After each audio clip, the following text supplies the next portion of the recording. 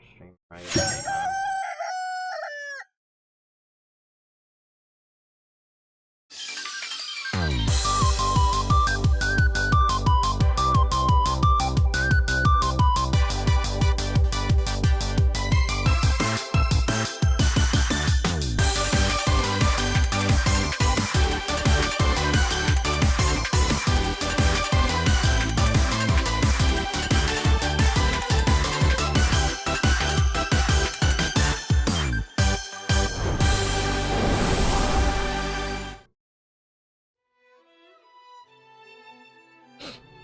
Okay.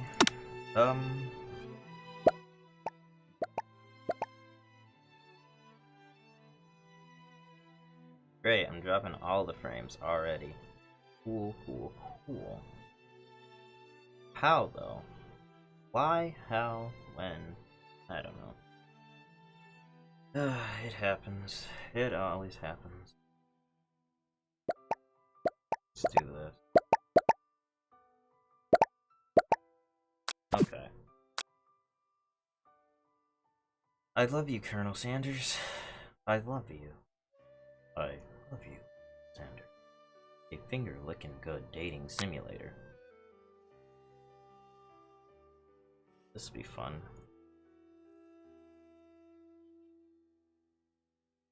Oh boy.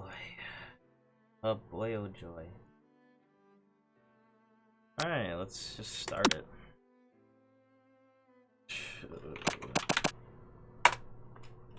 Welcome, Chef. Before we get started, tell us your name. Oh.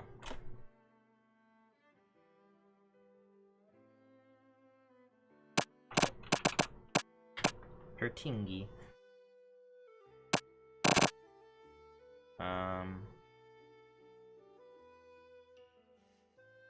What's a good name? What's a good name? What's a fun name? Chickingy. Whoa! Oh! No one saw that.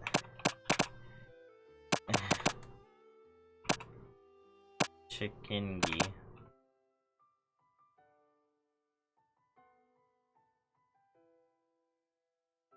Incoming cancel. Chickingy.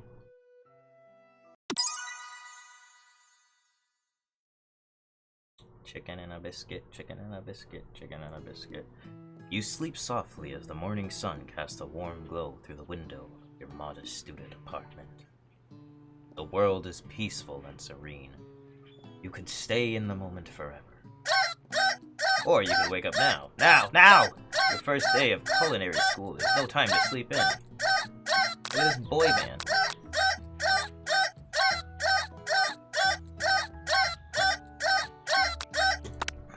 You slept through the school year and gave up on the once-in-a-lifetime opportunity to meet Colonel Sanders.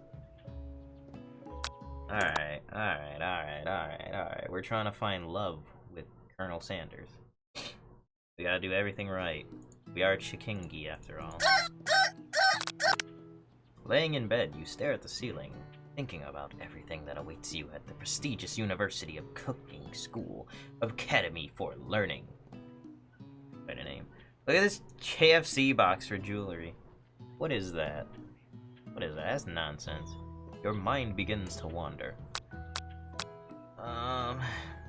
Who will be there? What will you cook? What should you wear? The time begins to fly by and you find your imagination getting away from you. Let's daydream. It's finally here, your first day of culinary school. So many dishes to prepare, so many students to meet. Your mind is swimming with possibilities when you realize you're running late. You grab a biscuit and... Is the biscuit gonna be in my mouth? Delicious. Just what you needed to wake up those taste buds. Yikes, you're in such a hurry, in fact, that you forgot to put on any deodorant before running out the door. You're sweating buckets as you rush to arrive on time. Uh-oh. Standing in the quad, you gaze upon the magnificent University of Cooking School Academy for Learning. Here comes your lifelong best friend forever, Miriam! Oh, hey, Miriam. She's the most adorably awkward person you've ever met, and you absolutely love her for it. Good morning, Chickingy. Are you excited for the first day of the rest of our lives? Actually, I'm Because I sure am. Excited, a little nervous. Okay, a lot nervous. What's the... It's just that this morning I made breakfast for myself, but, well, when I ate it, I couldn't taste any love in the food. What if I'm no good? What do I feel? Why am I doing this to myself? Classic Miriam, raised by Master Chief parents. She's always held herself to a very high standard. Ever since we were little babies playing together, and you rescued me from that quicksand box, it's been clear to me that you're the most loving, caring person I know. You're going to do great. Why do I think University of Cooking Academy of School Learning? Famous for 3 days, only semesters. I'm afraid of being left behind and never catching up. The school year was 3 days and I slept for 3 days? A sweet girl, Miriam has always had a flair for the dramatic. This summer she got us so nervous about her first kiss that she tipped a tooth practicing on a mannequin. That's a tough mannequin. Should you pep talk her or change the subject for some relief? I'm a funny guy, alright? It's hard to see Miriam like this and frankly quite exhausting. Rather than dwell on their anxiety, try to change the subject. Ugh, all summer you've been hearing rumors about a dreamy, enigmatic mystery student who enrolled at the school. Yeah, that's a little worrisome, but you'll be fine. Now, what about this mystery student we read about on the school message board? Any new deets? Aha, get this, I heard. His name is Harland. And he's no ordinary student. Harland Sanders? That's the Colonel. That's the Colonel right there. I don't know if you know about the lore of Harland Sanders Colonel, but that's him. Yeah, that's him. They say he has powers. He's had them ever since he was born from an Egg? Nani? Donde desu ka? Donde desu ka? Nani? Nandayo? An egg? Like a chicken? Don't be redunculous. This is I Love You, Colonel Sanders. It's a dating sim about Colonel Sanders. But that thing about having powers, it would line up with some of the other rumors I've heard. Like, I heard he once fought a bear with just a smile. You both sigh, thinking about a student so handsome that the laws of physics don't dare apply to him. Dreamy. You should be concerned. I'm concerned for my own sanity. Before you can get another word out, you're rudely interrupted when someone smacks your books and a custom-engraved measuring spoons out of your hands and onto the ground. Hey! It's Ashley, your arch-rival. She's totally evil, but you can't help but be filled with jealousy. She can get anything she wants, and she knows it. Ashley. Anxley. Hello, Anxley. Oh, I didn't see you there, chicken shins. You leave Chikingi's shins alone. They're perfectly normal shins. Ugh, you can't stand Ashley. Even her name is annoying. You know for a fact that it's actually Ashley, but she had to add extra letters to make herself feel better than everyone. If anyone here knows what perfect shins look like, it's us. We're not gonna let you or your really weird insults get to us, you limp licker.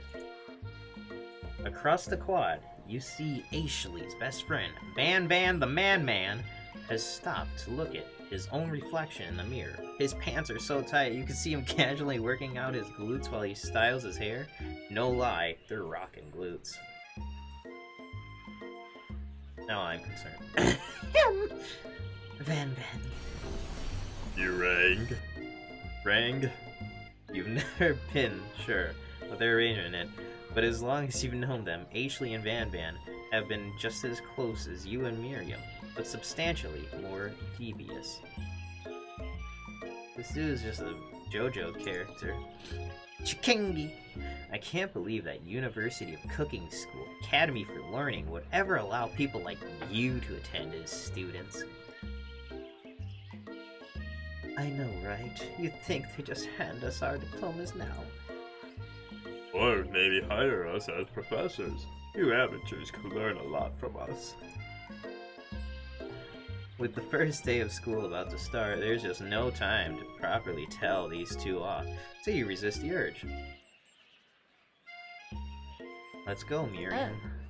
See you later, losers. Oh!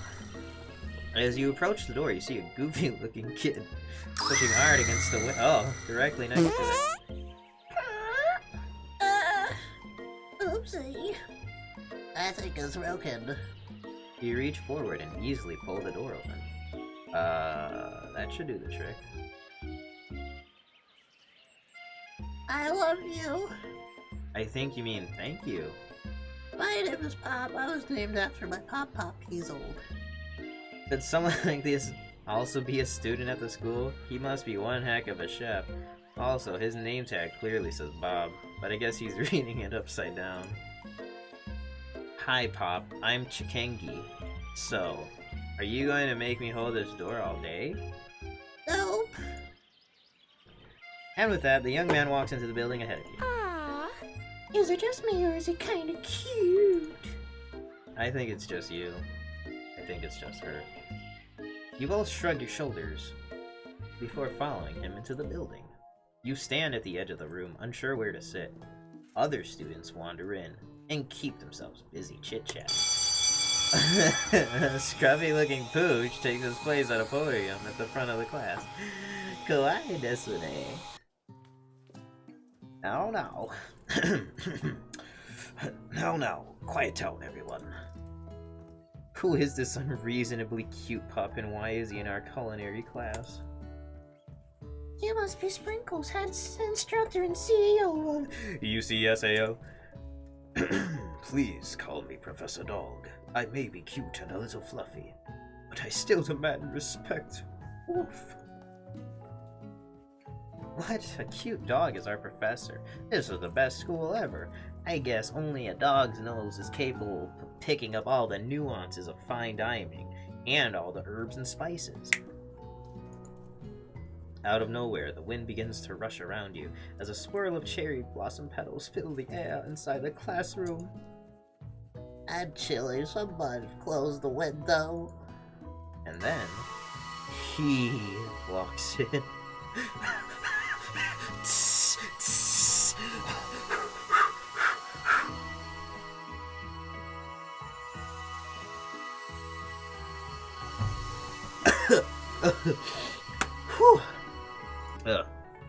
You're immediately swept in the aura of this new student and his remarkable goatee.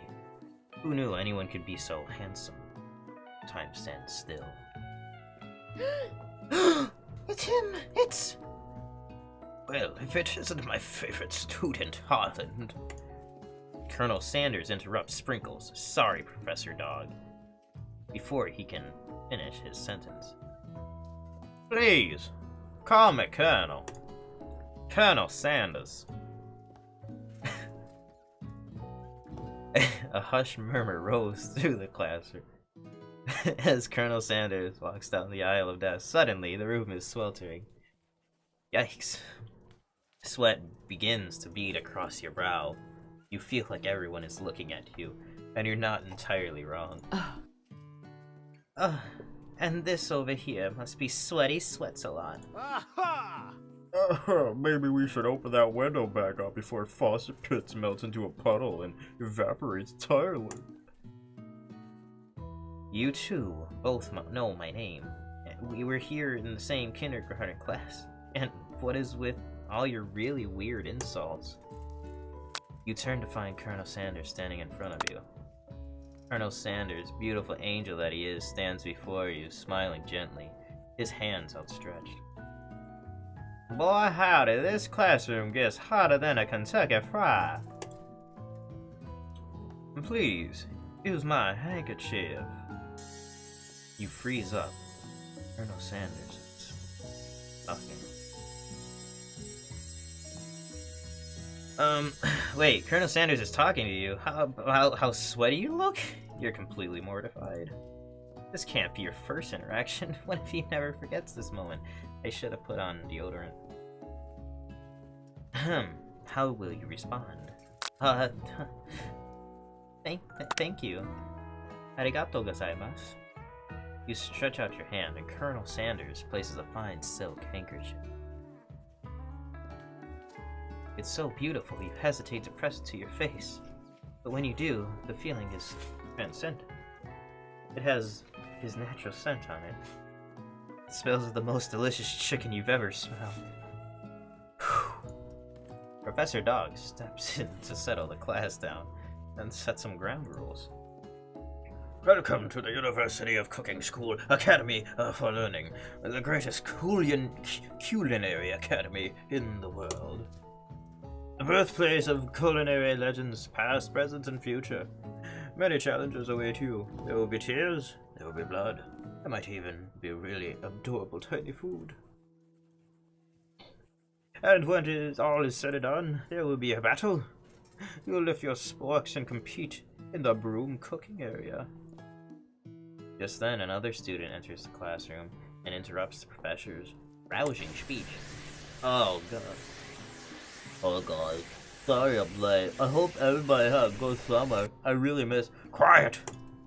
Late to class is bad enough, but interrupting my monologue. You're on the fast track out of here, young man. Are you sure you're even in the right place? I can speak English. Don't you recognize me? This is my 3rd year in the school with you as my teacher. Everyone stares at him blankly. Does no one remember me?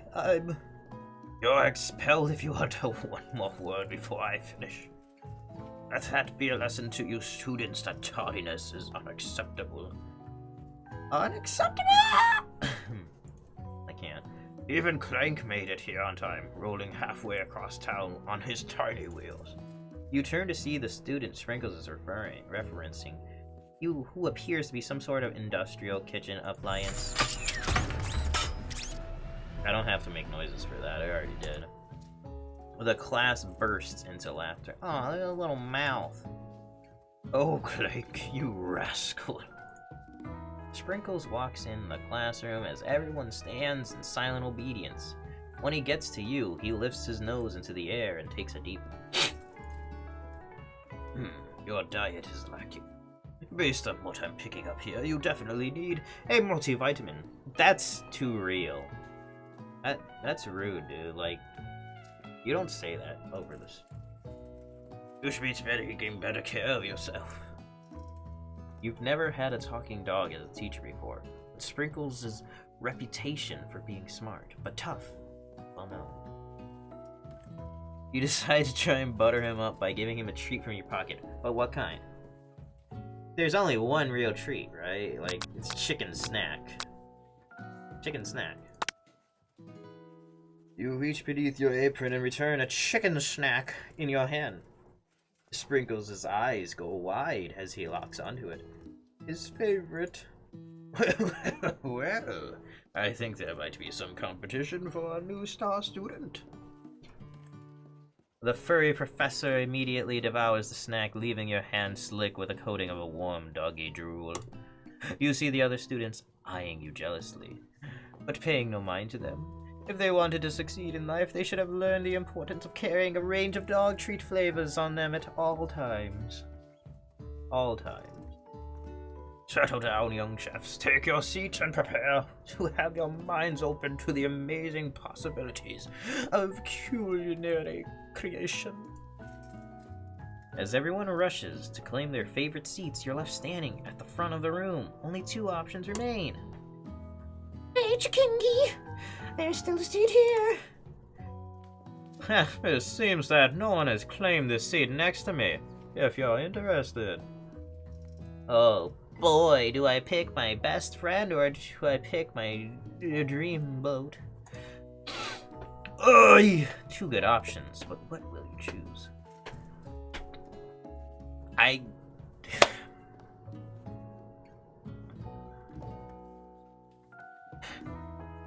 Longtime friend, Colonel Sanders. Colonel Harlan Sanders. Chicken Man himself. E-girl? Southern dreamboat. Which do I choose? Southern gentleman? Like, what?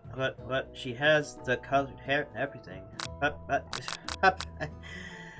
Phew. You move to take your seat by Colonel Sanders. It appears he brought no books, pens, or pencil. However, his perfect, upright posture shows off his seriousness that makes you confident in his desire to learn. Thanks for offering. Oh, that's me. Thanks for offering me the seat. I only had 2 rules. Do all you can, and do it to the best you can. It's the only way you ever get that feeling of accomplishing something. That's so inspiring. A little off topic if you ask me, but okay. As soon as you've settled into your seat, your best friend glares at you, daggers piercing you with every stare. The professor makes an announcement. Think fast, it's time for a pop quiz.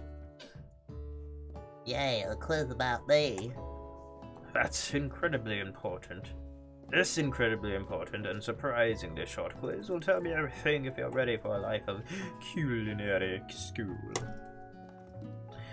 Keep your knife sharp and your focus sharper. Here comes question 1. If train A is traveling to point B and train B is traveling to point A, how important is it to wash your hands before cooking?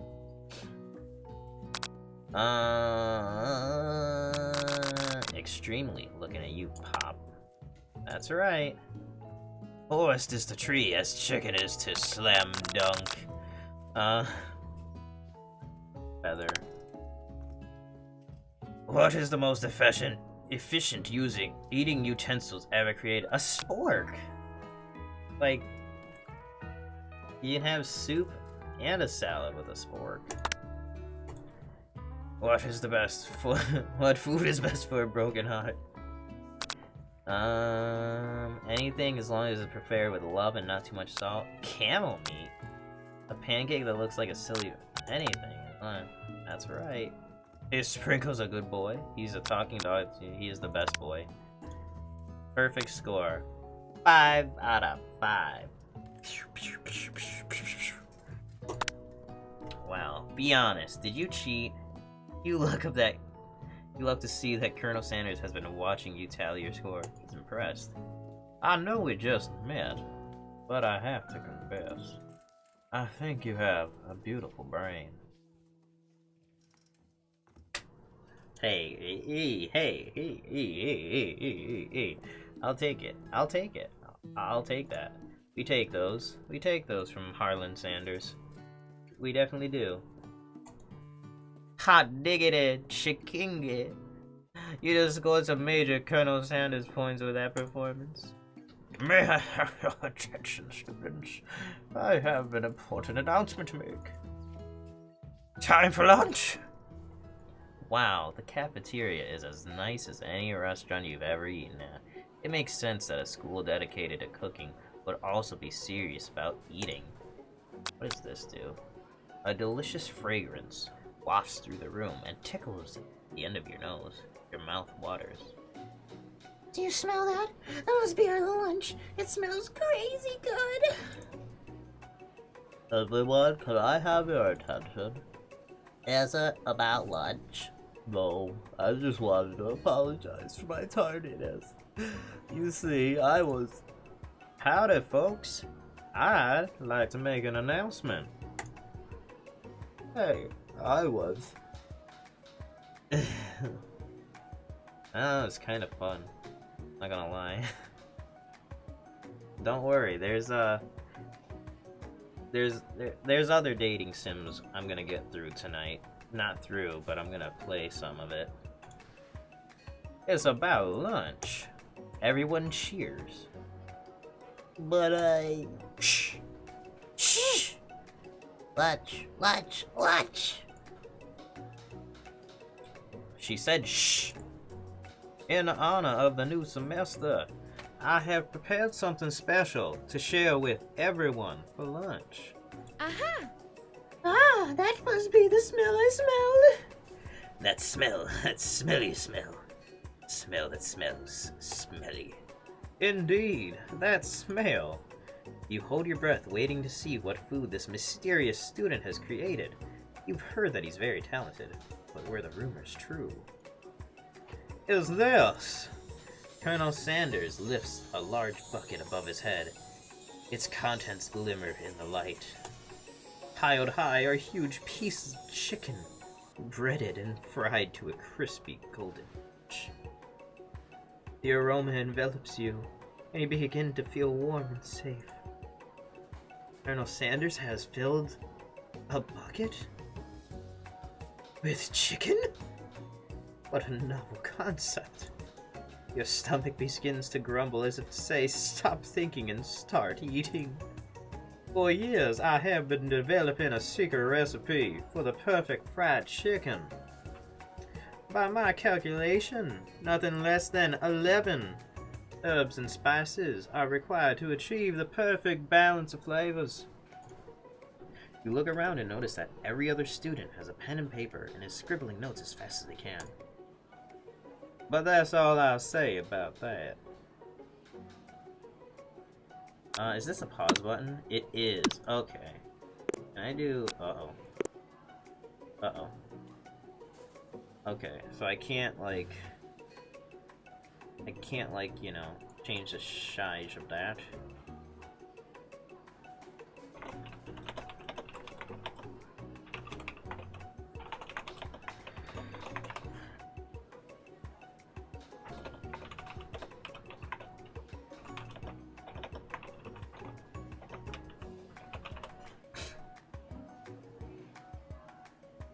Ba-ba-ba-ba-ba-ba.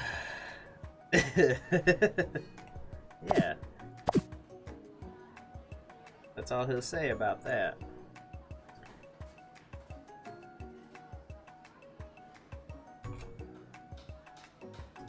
What? You think we want your stupid secret recipe, dude? Pshaw. Nah, my dude, nah.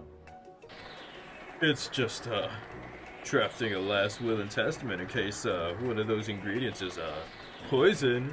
Got him! He looks around nervously to see if anyone else is laughing at his sick burn.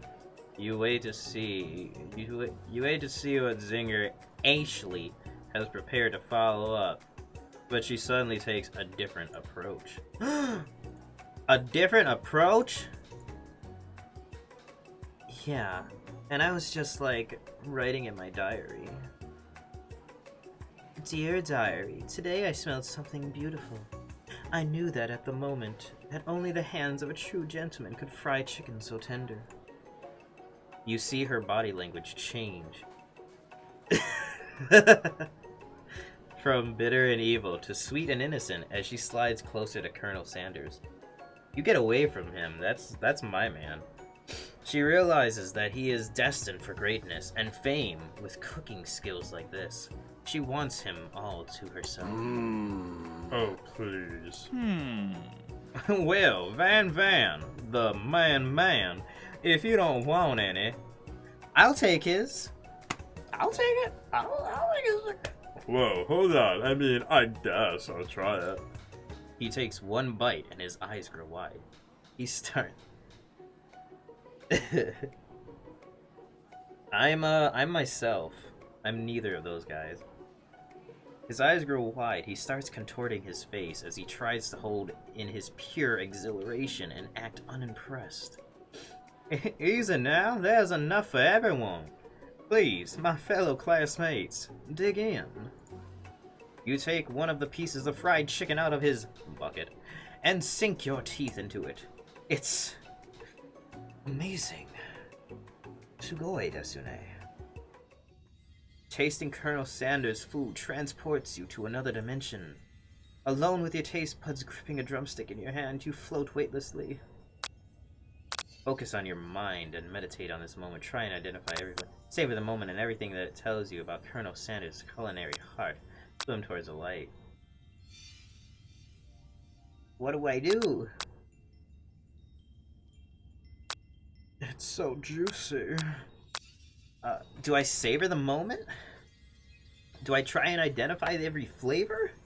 What if I'm a fool and I can't decipher all the 11 herbs and spices? Do I swim towards the light and just let it take me? Savor? Yeah, I'm thinking savor. Let's savor it. The flavors in your mouth are beautiful, pure, heavenly. I can't identify them all. I'd be a fool to try. What a guy. Alone with the flavors, you feel something that can only be described as love. Or a man? Or a flavor? Are they the same? After tasting his food, you try to get some one-on-one time with Colonel Sanders. You approach Colonel Sanders. Colonel Sanders smiles ever so softly as you approach. He stops what he is doing and he allows you to break the silence. Colonel, I wondered if I could talk to you for a second. Anything for a fellow chef. It's I love you, Colonel Sanders. What exactly was on that chicken? I made him sweat! I made him sweat! How bold to come out and ask. It's an idea I had for a new combination of flavors that will make me my fortune and establish my legacy for all time as I open a chain of highly successful fried chicken restaurants. No big deal. It's just you and me talking here. I can keep a secret. In fact, I've got some of my own that I'd be willing to trade. What's the rush? The semester's only getting started. We've got 2 more whole days to get to know each other.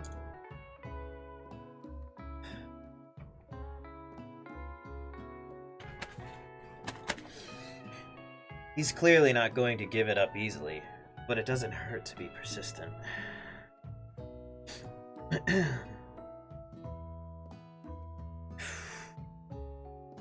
You know what they say about secrets, Colonel. Shouldn't learning be fun? Fun? Son? Fun? Aw. Oh, you've got the moxie. I'll give you that. Colonel Sanders looks both ways to make sure you're truly alone, and then leans in. You can feel his warm breath as he whispers, "Chicken breath?"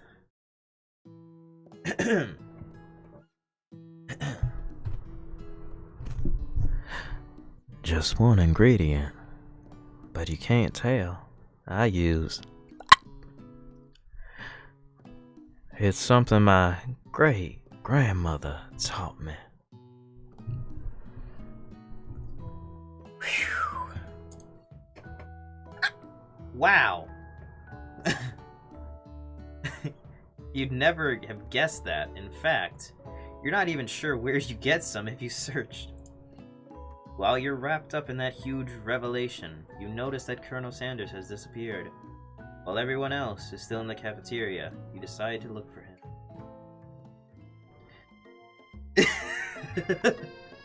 I do like their spicy chicken, I gotta say. You find Colonel Sanders outside, standing in the quad. Oh, it's you again. Howdy. Sometimes I like to come outside and look at the school buildings. I think about how my story will continue on after I've graduated.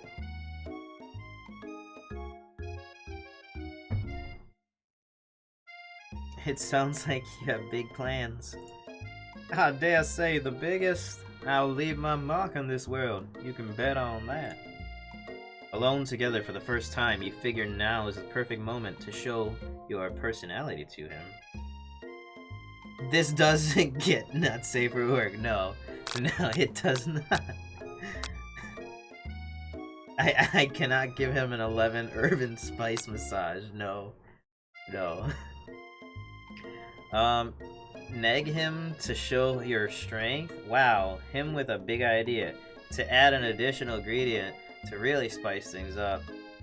Be modest but thoughtful. What do? Do I show him my strength? Do I whip these out? do I wow him with a possible 12th herb and spice, or do I just listen to the man? Like, what should I do? Show him my strength? What if I'm Ronald McDonald? What if my strength is putting beef flavor on French fries? You think that's enough? What if I'm Wendy? What if...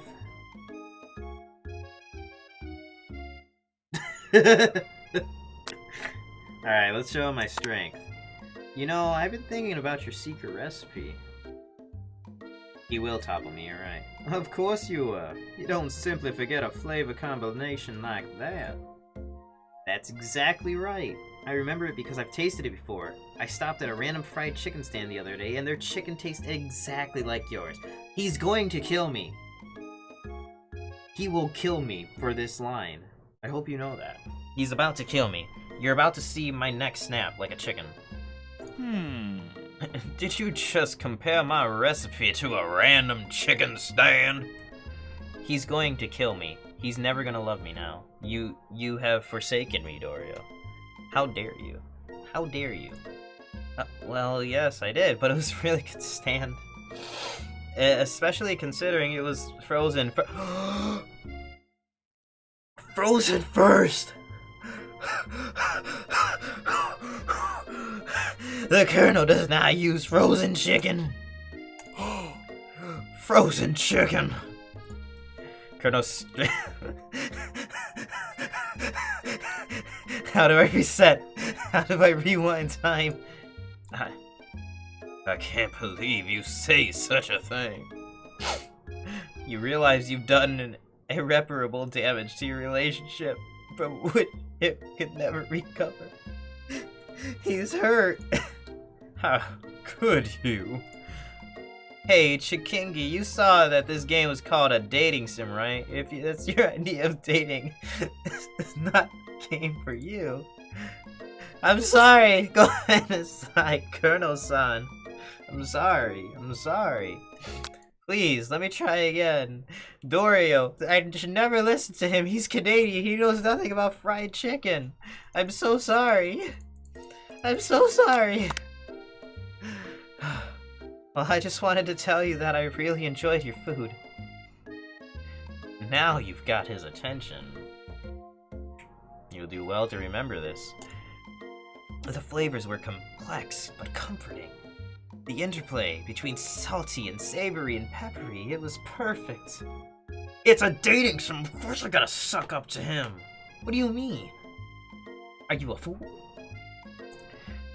I appreciate the compliment, Chikingi. I'm sure you'll be a big success. I know we've only met today, but I'm starting to get the same feeling about you. We should head back inside. The next lesson starts soon. You step into the massive cooking arena, where the afternoon lesson will take place. Each student gets an oven and all the tools and ingredients they could need. Look at this place. It's magnificent. Finally, we get to show our stuff. Listen.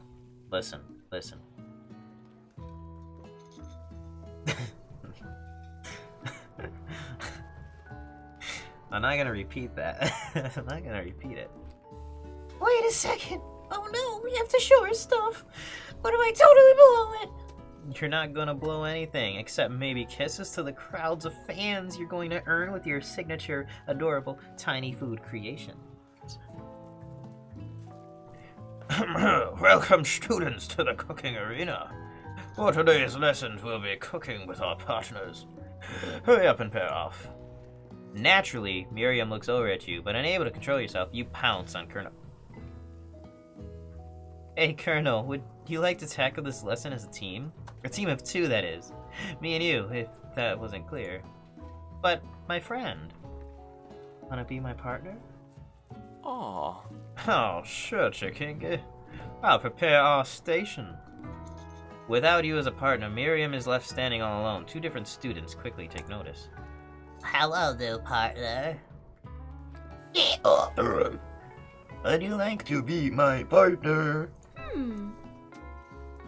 Oh my, 2 potential partners. I'm sorry, gentlemen, but I don't know who to choose.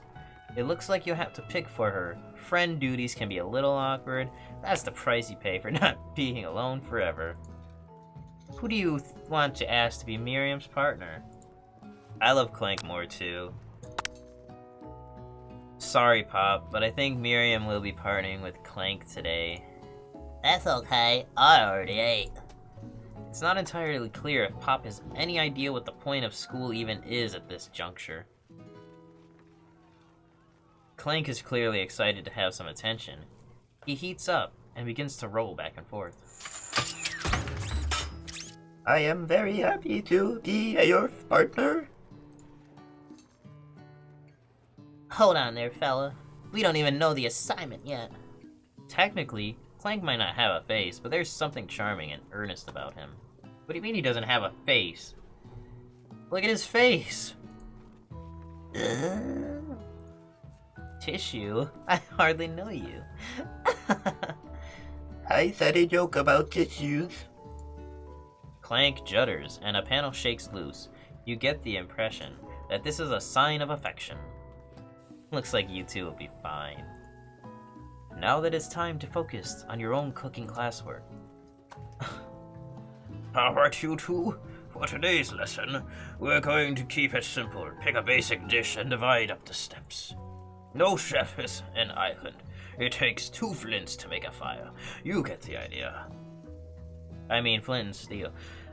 Which dish do you suggest to your partner, Colonel Sanders? Steak tartare seems easy enough. It's fancy, and you don't even need to cook it. Using octopus will blow Colonel Sanders' mind. Your grandmother's mashed potatoes and gravy. I think we have a winner for Colonel Sanders. I've always been something of a down-home chef. I was thinking we could make something warm, inviting, comforting. Maybe mashed potatoes. And gravy. I couldn't imagine one without the other. Yeah, because gravy is what makes the mashed potatoes, let's be real. Colonel Sanders casts a coy look at you, causing your whole face to get beet red. Embarrassed, you quickly turn away. I'll go get the potatoes. Oh, no, please, let me.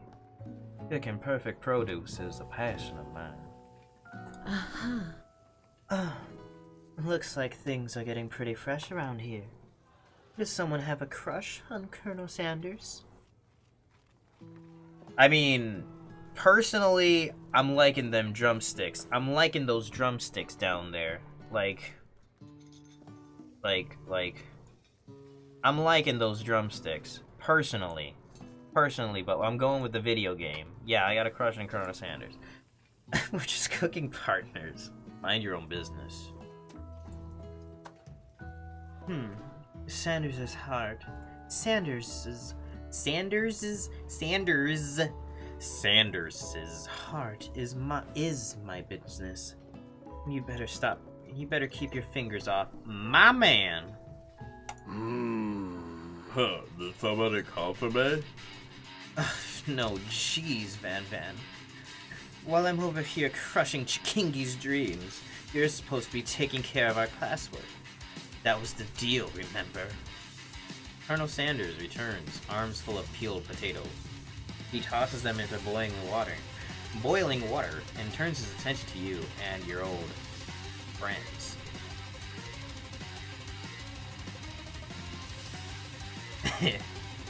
Hear him out. I wish.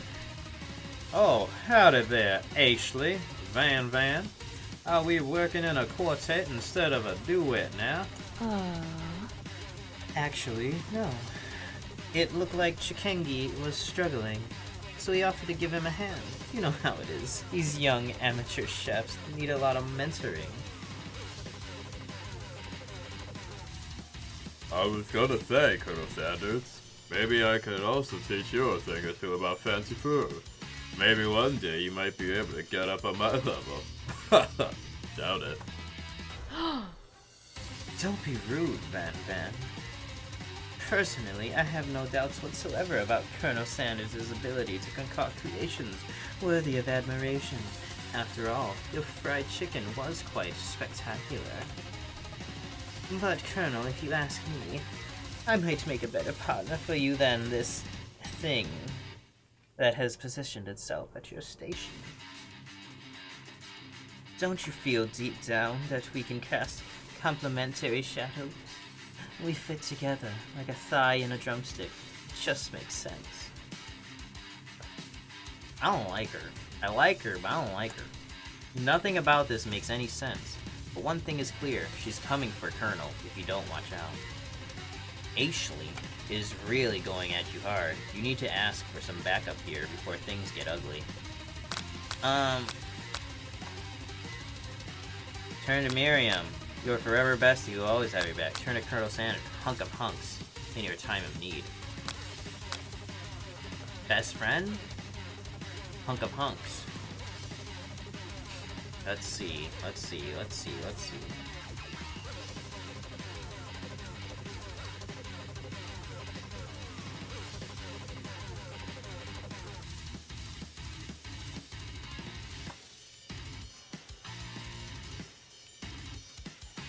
Guys, nobody wants to help me choose. I guess I'll turn to Miriam or turn to Hunk of Hunks. Hunk of Hunks, I'm here to learn and to express myself via my cuisine. Not bicker with prima donnas. As partners were chosen at the beginning of class, so let's all respect the format, okay? You turn to Colonel Sanders to confirm that you're on the same page. I chose Colonel Sanders, and Colonel Sanders chose me. Isn't that right? A businessman respects all fair agreements, from contracts to handshakes. I took on Chikengi as my partner for this activity, and I stand by it. Based on your team's behavior, I'd say you're perfect for each other. Neither of you has Chikengi's natural talent or their loyalty. Being defended by Colonel Sanders leaves you feeling proud and full of potential. You look for Sprinkles in hopes that he might step in, but he's nowhere to be found. Darn those cute corgis and their short but sturdy stature. You look down at your station and realize that in the tension of the moment, your hands have been cooking on autopilot. Distracted by the drama, you've already crushed the boiled potatoes, I was gonna say eggs, into a perfectly creamy mashed texture with plenty of butter and cream for flavor. It's as if your natural passion guided you through the steps you know so well while your attention was elsewhere. I know just what to do. Colonel Sanders extends his hand. He's holding a beautiful white porcelain gravy boat, out of which pours a smooth brown gravy, smothered in your pillowy mounds of mashed potatoes. Mashed boiled eggs with gravy, yeah. Your nearly finished potato dish. Gravy flows down the pillowy mound of mashed potatoes. The results look spectacular. Granny would have been proud. Colonel Sanders holds a spork out to you. You reach out to grab a hold of it, but he doesn't immediately let go. The two of you stand holding the same spork, and for that small moment, all of the madness and pressure in this crazy world stop.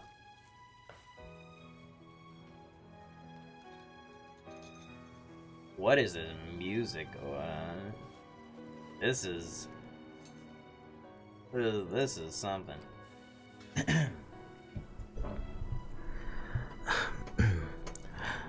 Your eyes lock.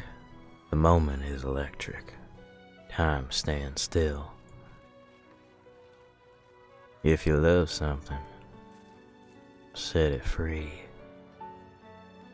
Together, you dig the utensil into the mashed potatoes and lift a heaping sporkful up.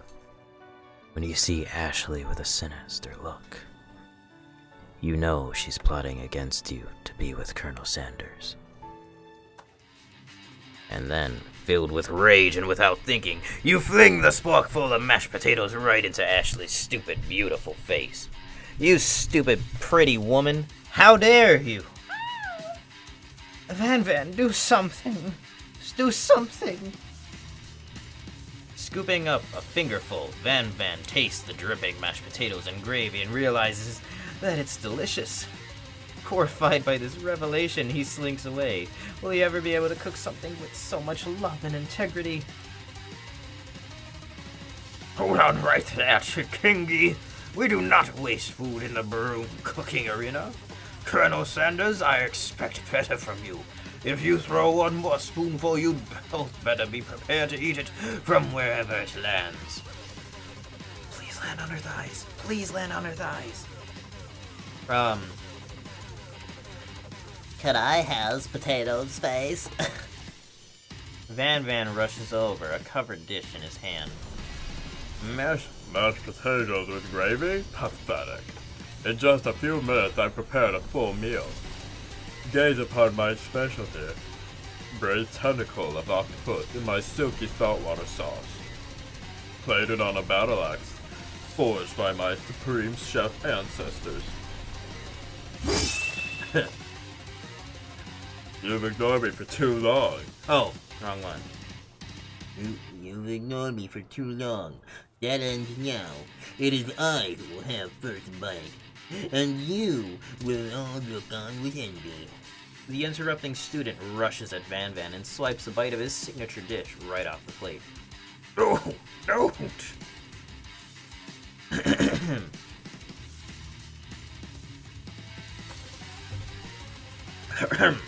Something about this dish doesn't strike my nose quite right. I think the octopus was rushed and may have turned in the process. The results could be toxic. Too late. It has been eaten. I think I left something in the oven. I don't feel so good. It killed him! Everyone step back. Don't take another bite. When you look back at the plate, the rest of it is gone. You notice the tip of the tentacle is being slurped into Pop's mouth. Pop winces in pain for just a moment, and then almost immediately back to his obvious self. Oopsie. Tastes like poison. The entire class is gathered to watch Pop's final moments. Shock has frozen the whole crowd. They are as motionless as statues. The class bell rings, disrupting the moment and snapping everyone back to reality. Snap back to reality. It would appear that Pops' enthusiasm for trying new things, despite obvious danger, has inoculated him against poisons of all kinds. I'm not sure the professors make enough money. Ghost of student. Hello? I just turned into a ghost over here. Seeing that you're shaken up by that really annoying student and all his nonsense, Colonel Sanders approaches you. I'm sorry you had to go through that. Please, let me walk you home. What? Like, for real? Oh, come on. I don't know what he is. He's just some weird dude. You follow Colonel Sanders out of the room.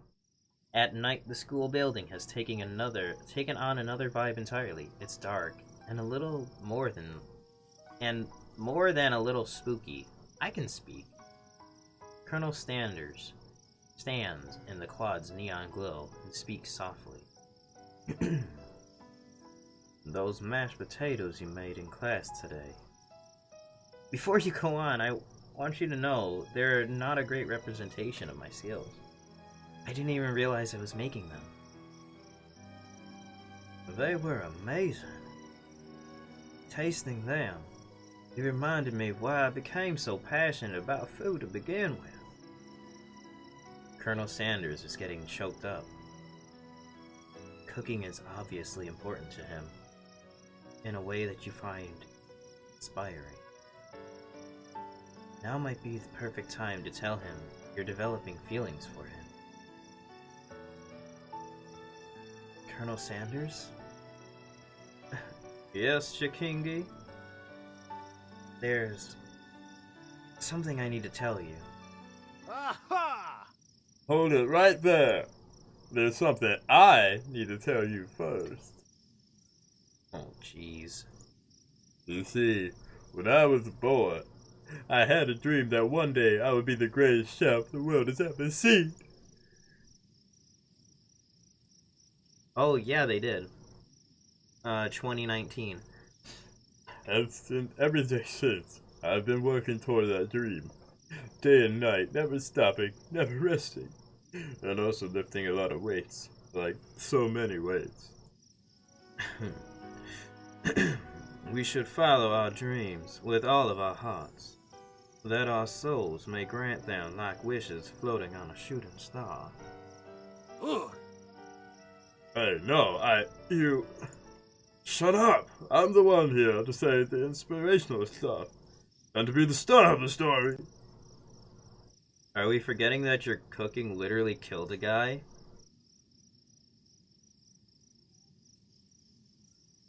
You can't prove that.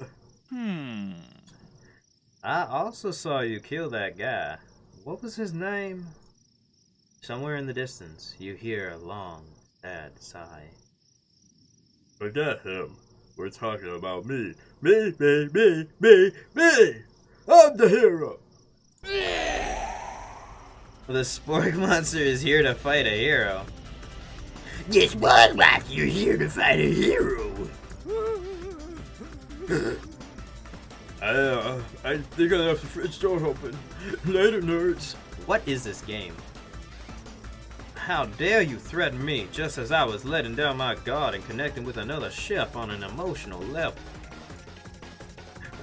Be afraid. Be very afraid of me, because I'm a monster. See?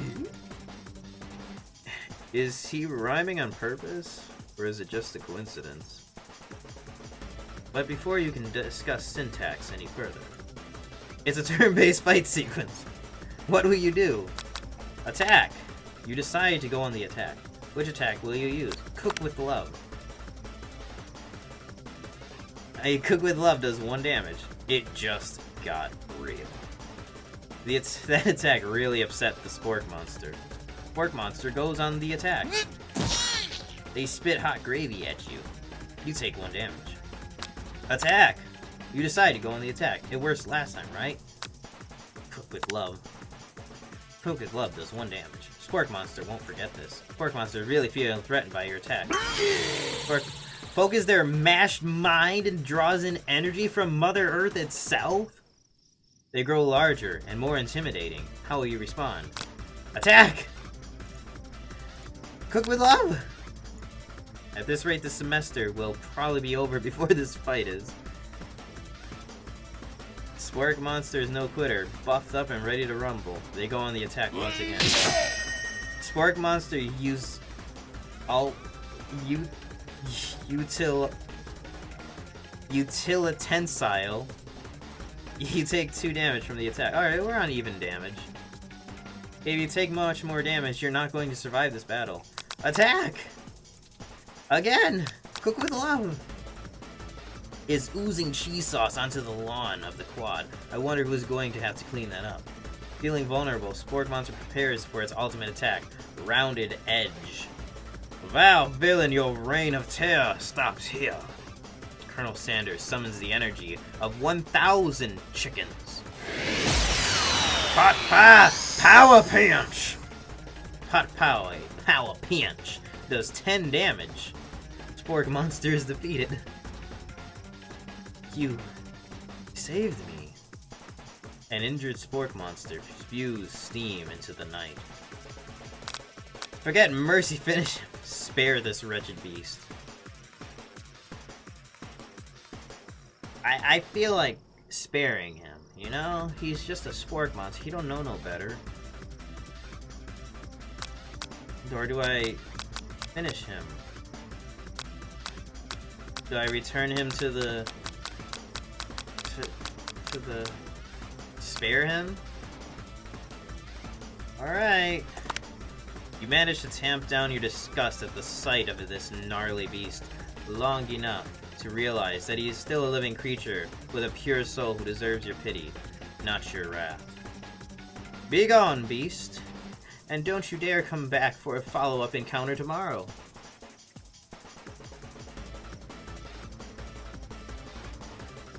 I won't forget this. And I certainly won't be back like you said. The spork monster scuttles off into the night. The defeated monster leaves behind a special item.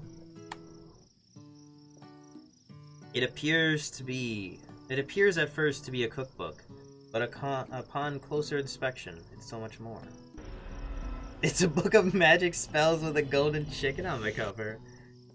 You open the cover and find a library card tucked inside. The last name who signed it out is Borko? Borko? That name sounds strangely familiar. Your blood is pumping as you stand in the quiet of the night, holding the mysterious book in your hands. As you come down from your battle buzz, you realize that your final attack has left you completely depleted. The world around you begins to fade away. Without any energy to keep your eyes open, darkness overtakes you. The image of Colonel Sanders flashes before your eyes as you fall asleep. He must have helped you get home. In your tired state, you don't know if you could have made it without him. What a guy. You want to thank him, but you don't have the strength to utter a single word. You feel your covers being pulled up over you as you are tucked in tightly. Dorio. Good night, my Colonel. In your dream, you're together with Colonel Sanders. For some reason, Sprinkles is also there, instructing your love. Dreams are wild. Ah! You awake on day 2 and attempt to process the wild visions you had. Were they memories or premonitions? And then there was that secret ingredient that Colonel Sanders went ahead and told you outright. Not much of a secret, huh? It's probably just because he already trusts you so much. Sure, that makes sense. We'll go with that. Alright, guys. Instead of day 2, how about we go to another game? We only have 3 hours left East Coast time for Valentine's Day, so let's get another one started, huh? Yeah? Yeah?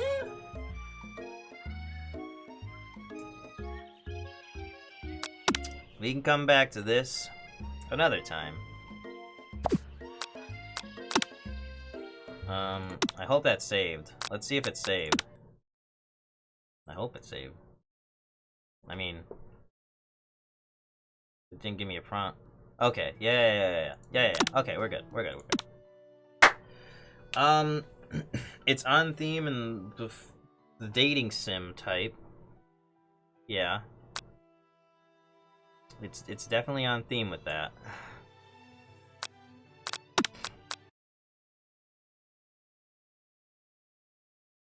Okay. We'll just have to come back to Colonel Sanders and see what goes on there, right? Right. Alright, let me get this one loaded up, and we'll see. We'll see how this goes. Oh god.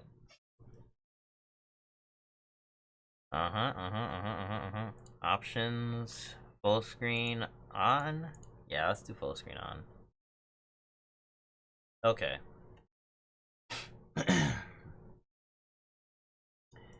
Here we go. I have 2 other ones. One's not really dating sim, but it's similar. Let's do Lovers of Aether, based off of Rivals of Aether. What is Rivals of Aether? Rivals of Aether, indie fighting game set in a world where civilizations wage war by summoning the power of fire, water, air, and earth. If you enjoy the characters of Lovers of Aether, you will have a blast playing them in Rivals of Aether. Unravel the mysterious conflicts of the planet of Aether in story mode, band with your friends to take on shadowy creatures in abyss mode, and bring your combat skills online to challenge players across the world. We are not opening the Steam store. We are going to do lovers of Aether. It is Love Day. Right? Right. Where's Austin? Let's get him in here too.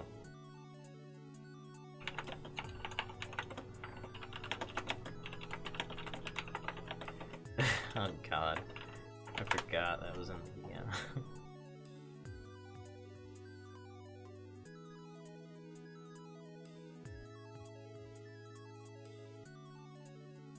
I don't think this one's not safe for work. I hope it's not. Let me check. I can't edit on the fly, you know that. You know I can't. You can't do that to me. No, this is based off a fighting game. There's no not safe for work. Maybe somewhere else, but not here. Not here.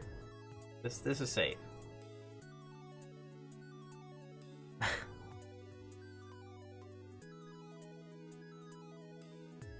All right. Without further ado, let's find some love in Aether. Shall we? Start a new game. Previous checkpoint will be overwritten. Let's do it. What is your name?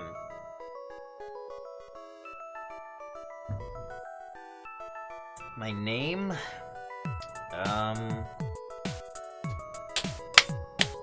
You were Chikengi before.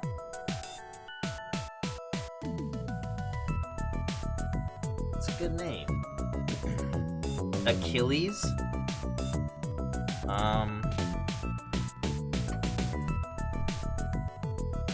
We're gonna go by Achilles. Alright, let's do Achilles. Are you sure you want this, the name you want? Yeah. Yeah, let's do it. Yeah, okay. We're Achilles now. Aether High. Oh god. There she is, Aether High, home of the Heartbreakers. Just look at her, Achilles. Have you ever seen something so beautiful? Solid as a rock she is, all done up in her purple and gold. She's a beauty, ain't she? That hurts so much. Oh my god. Oh.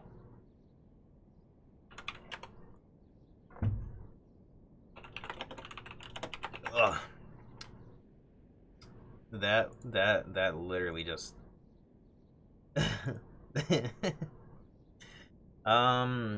yep, a real beaut. Thanks. Can't argue with that. Now, let's get a move on. We're almost late. We'll never hear the end of it from Principal Loxodont. Oh, that's a Loxodon. Like D&D, the big elephant, right?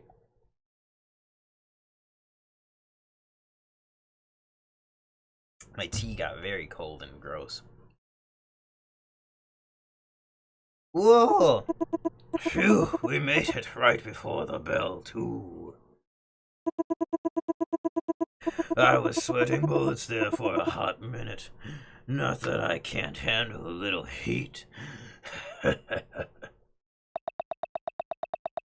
Zetterburn gives me a friendly nudge and plods over to his seat.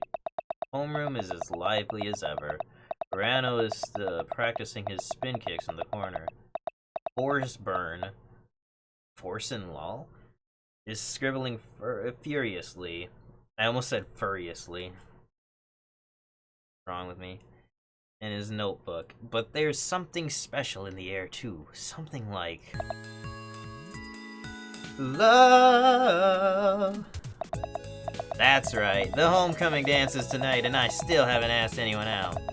There's so many options, so many people I could ask. Still it feels like something or someone is missing. Well, no time to think about it. Class President Maple marches to the head of the room and raps the blackboard with a pointer, drawing everyone's attention. God, I'm so bad at female voices. Good morning, class. I hope everyone's excited for the homecoming dance tonight. It's all the same. Whoa. Woohoo! Homecoming, baby! Sylvanos whoops enthusiastically, drawing a handful of laps. Maple puts her hands on her hips and sighs. Thank you for your input, Sylvanos.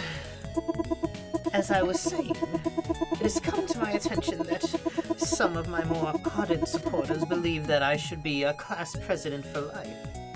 I appreciate your faith in me. I therefore declare that we are holding a vote. All in favor of me, Maple, becoming class president for life. Say yay.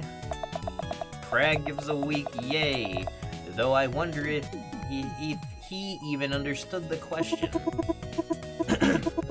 And all those opposed say I hereby relinquish my right to attend the homecoming dance.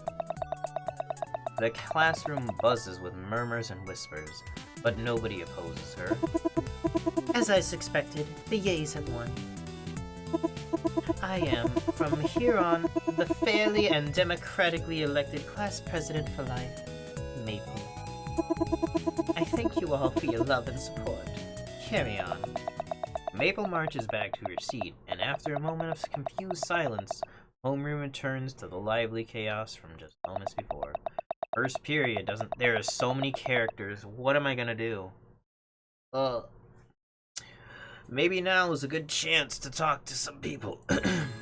Zetterburn, Forsburn, Sylvanos, Italis, Eliana, Raster, Maple, Absa, Crag, Rano, Orkane. Excuse me. Let's do Sylvanos. What's up? Sylvanos sits at his desk, lifting his backpack up and down like a barbell, the zipper slightly down. It's filled with weights. He gives me a wolfish grin and the most bro-ish nod I've ever seen. You're looking pretty swole, Sylvanos. Thanks, Achilles. I'm all natty too, except for the roids. I'd say I'm 10% natty. What? I give him a skeptical look, which he clearly misreads as me being impressed. He pulls a plastic bag of powder out of his pocket. And it's all thanks to my proprietary blend, baby. With all these bad boys, I take it you, I don't know, 2-3 weeks max to get as shredded as me. You wanna give it a shot? I don't know, Sylvanos. What's in it? Look, I tell you the ingredients for legal reasons, but I can tell you what they rhyme with. I give him another skeptical look. This time he seems to get the message. Okay. Well, we could just do it the old-fashioned way, hitting the gym. What do you say we bust up the Iron Temple after school sometime? Just you and me. It'll be fun.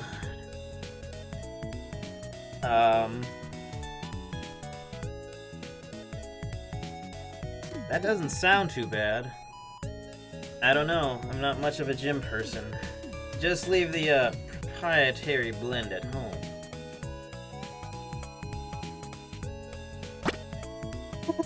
You say that now, but trust me, you'll be begging for it in no time. Trust me. This wolf is on something. Now, if you'll excuse me, I've got to get a few more sets in before class. Peace. I don't know what to do here.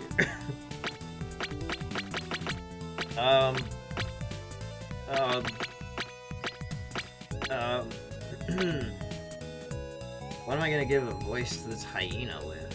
What? What's up? Oh, it's a dark, broody one. Want to hear one of my dark and disturbing poems? Alright. My shadow is the only part of me that's real. Want to hear another one? These tears won't put the fire out in my heart. Wow.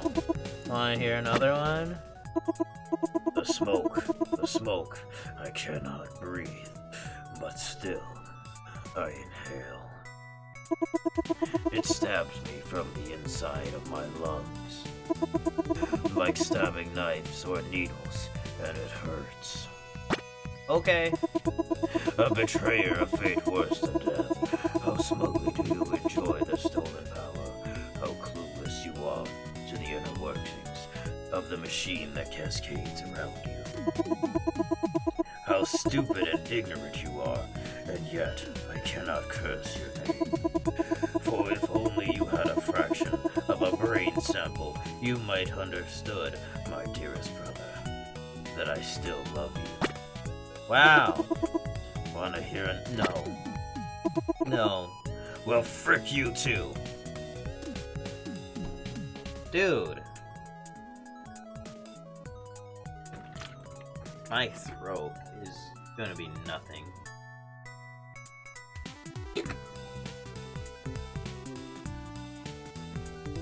Okay. Alright, man. We talked to Zetterburn. Let's do Italis. What's up, Italis? Just another beautiful day in paradise, am I right, Achilles? Oh yeah, it's like I died and went to school. I'm just happy to be here. So many hilarious and wacky classmates. Every day they give me a new nickname. Wanna hear some? Oh sure. One of my favorites was Professor Gummy Bear. I love it. Wanna hear another one? Alright. One was the Fat Golem.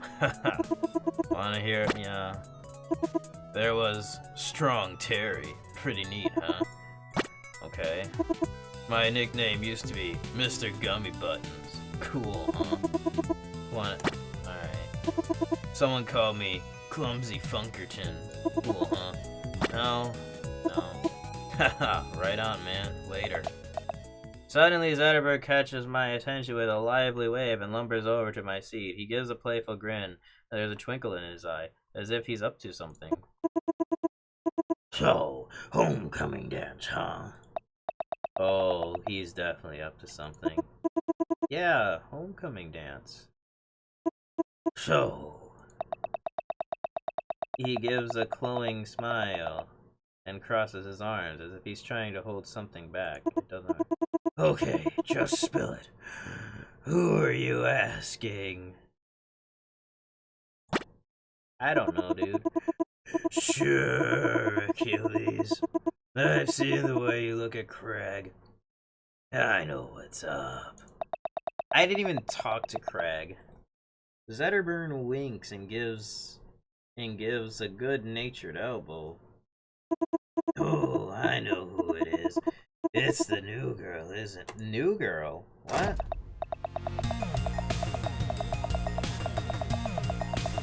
As if on cue, the door bursts open and Clarion steps through. She gives a strange, almost suspicious glance into the hallway before shutting the door and slinking to her death. It is her, isn't it? Clarion, right? Yeah, she is kinda cute.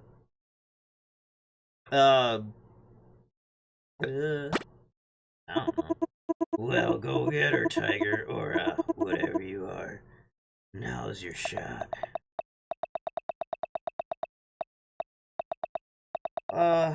Maybe I could talk to her for a little bit. I mean, what could it hurt?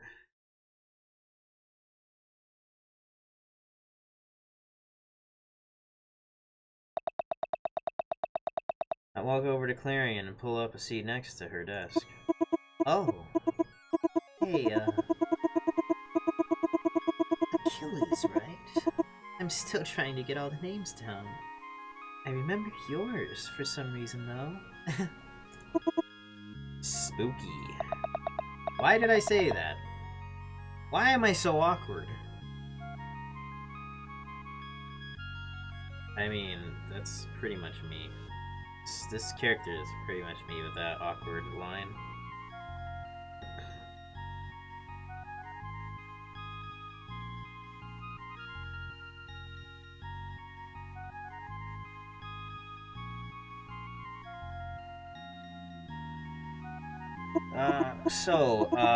Hey, Clarion, I was wondering... What was I wondering? Where are you from? Phew! Clarion does a quick glance down at her watch and scratches the back of her head. Oh, here and there, you know, I guess. I travel a lot. I'm a traveler, so I travel. At least I'm not the only awkward one here. That's cool. So, anywhere in particular? Well, that's classified, but okay, maybe I can trust you. I know this is gonna sound weird, so bear with me. Aren't you a panther? But I'm actually from... Suddenly, the PA system cuts in a roaring, tinny screech that sounds like it should be coming from an elephant. A cyborg elephant. This is your esteemed... This is your esteemed benevolent Principal Oxidon speaking. First period is beginning in 5 minutes. Please report to your first period classroom in an orderly and pacified manner. And no discussion of the homecoming dance in the hallways. Donners will be punished to the full extent of tachyderm law. That is all. Oh, darn. Class is starting. I'll talk to you later, Achilles. See ya. Clarion grabs her bag and rushes off. Well, I didn't totally blow it, I think. Zetterburn bounds up behind me and gives me a light-hearted jostle. So, how'd it go, champ? You get her number? Let's just go to class. You thought it was Clank? Ouch. Well, at least you got all day. Good luck. Sounds like you need it. Yeah. Yeah. Oh, hey, lady.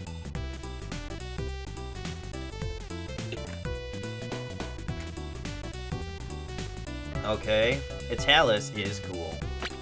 Maple, Clarion. Oh boy, let's talk to our friend, Clarion. What's up? Clarion sneakily looks down either end of the hallway before slinking into an empty room. Being the creepy voyeur that I am, I decide to follow her. She kneels down and pulls some kind of electrical device out of her backpack, which she plants on the wall. It makes a conspicuous zap noise, and Clarion gets up. It's not my fault. There is a frog. You're fine. Bolting out of the room and bumping into me. Oof! Ouch. Oops, Hey, Achilles. Didn't mean to bump into you. She bashfully rubs the back of her neck. It's no problem. Hey, what was that weird device you were using back there? Clarion does a startled jump, but quickly composes herself. Oh, that... yeah, that was a cell phone charger. Yeah, just a cell phone charger. That's all. That's not very convincing. Yeah, I'll play along. Oh, duh. Of course, cell phone charger. Yep, just a regular cell phone charger. There's an awkward pause. Well, hey, it was good talking to you, Achilles. I've gotta run. Maybe we can talk after class? She's definitely up to something. But what? The PA system suddenly cuts in, ushering us to our next destination. Proceed to the first period immediately. The rowdy students file into their first class. Aetherian History 101. I take a seat in the back near Rastor, Zetterburn, Italis, Crag, and Absa. Just as I look for Clarion in the crowd, she slips into the seat desk beside me. Raster breathes a long, dramatic sigh. Oh boy, we got the preppy boy. Man, I'm wiped. I got none left in the tank. Let me guess, you just flew in, and boy, are your arms tired. Ha ha ha, that's a great joke. That's a great joke, Zetterburn. For your information, Fire Breath, I was out last night with a little ladybird. You sure it wasn't a ladybug? Wow, slam dunk. Priceless. Yeah, you should have seen me, Papa. I was doing some diggity dance moves that would have made you cry. I don't doubt that. I like Absa. Raster is so cool, you guys. He's got so many tricks with the chicks. Illusions, more like... Rawr. I don't get it. Did anybody study for the test today? What? There's a... Test! With that, Miss Granny gently raps on the board with her cane. Alright, class. Shut your mouths. Today is your first test of the school year on Antherian history. These are all basic questions about the world around you. You should have no trouble answering them. Watertown is the blank capital of... the... merchant capital, right? That makes sense. Alright. What is the name of the military arm of the Air Nation? The Bird Boys? I want to choose the Bird Boys. I know it's probably wrong, but I want it to be that. It's probably like the Air Armada or the Swoop Squadron, but I really want it to be the Bird Boys. Whatever. Why was the rock wall built? I don't...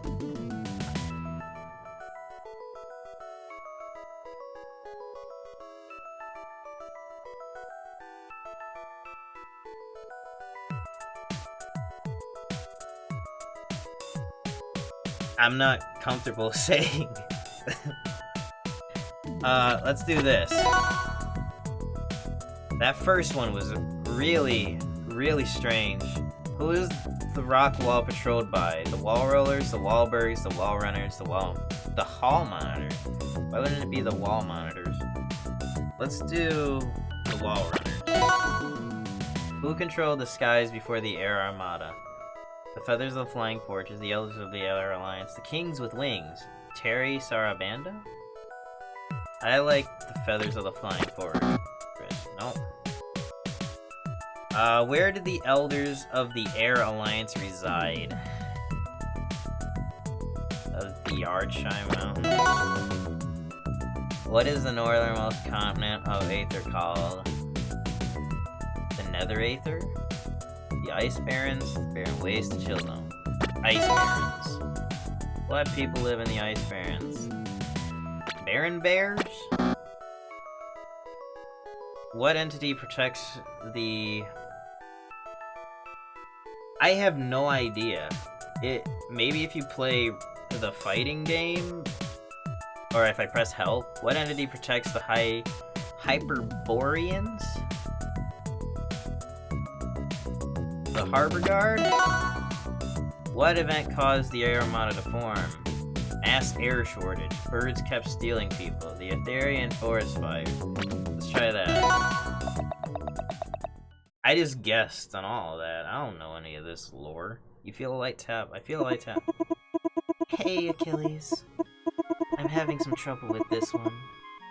You wouldn't know the answer, would you? Yeah, it's... the Aetherian forest fire. Thanks, Achilles. You're really smart. Hey. Thanks. Did you want to say something from before? Enough dawdling. Idle minds are the devil's something discotheque. So get your books and get moving. That's a mean elephant, dude. Hey, Absa. Hey, Maple. Rano. Do you want to talk to the frog, the gazelle, Maple, the raccoon?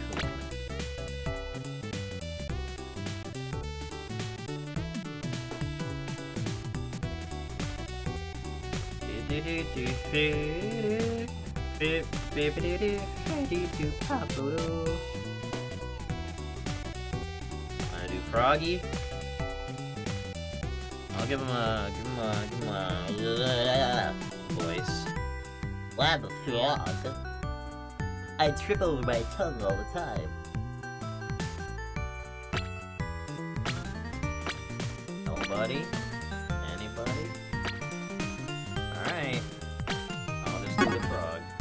What's up, Froggy? Froggy Fresh? Honestly, if you ask me, karate is the only form of meditation that will actually change your life. Like last week, I was kicking the crap out of this bad guy. I didn't want to, I'm a pacifist, but he was really bugging me. So anyway, I'm kicking the crap out of him, and I kick my shoes off my feet, and they smack this dumb bad guy in the face. Then I jump kicked into his face, knocking him out, and simultaneously putting the shoes back on my feet. Alright. Simply put, no amount of yoga can make that happen. Okay.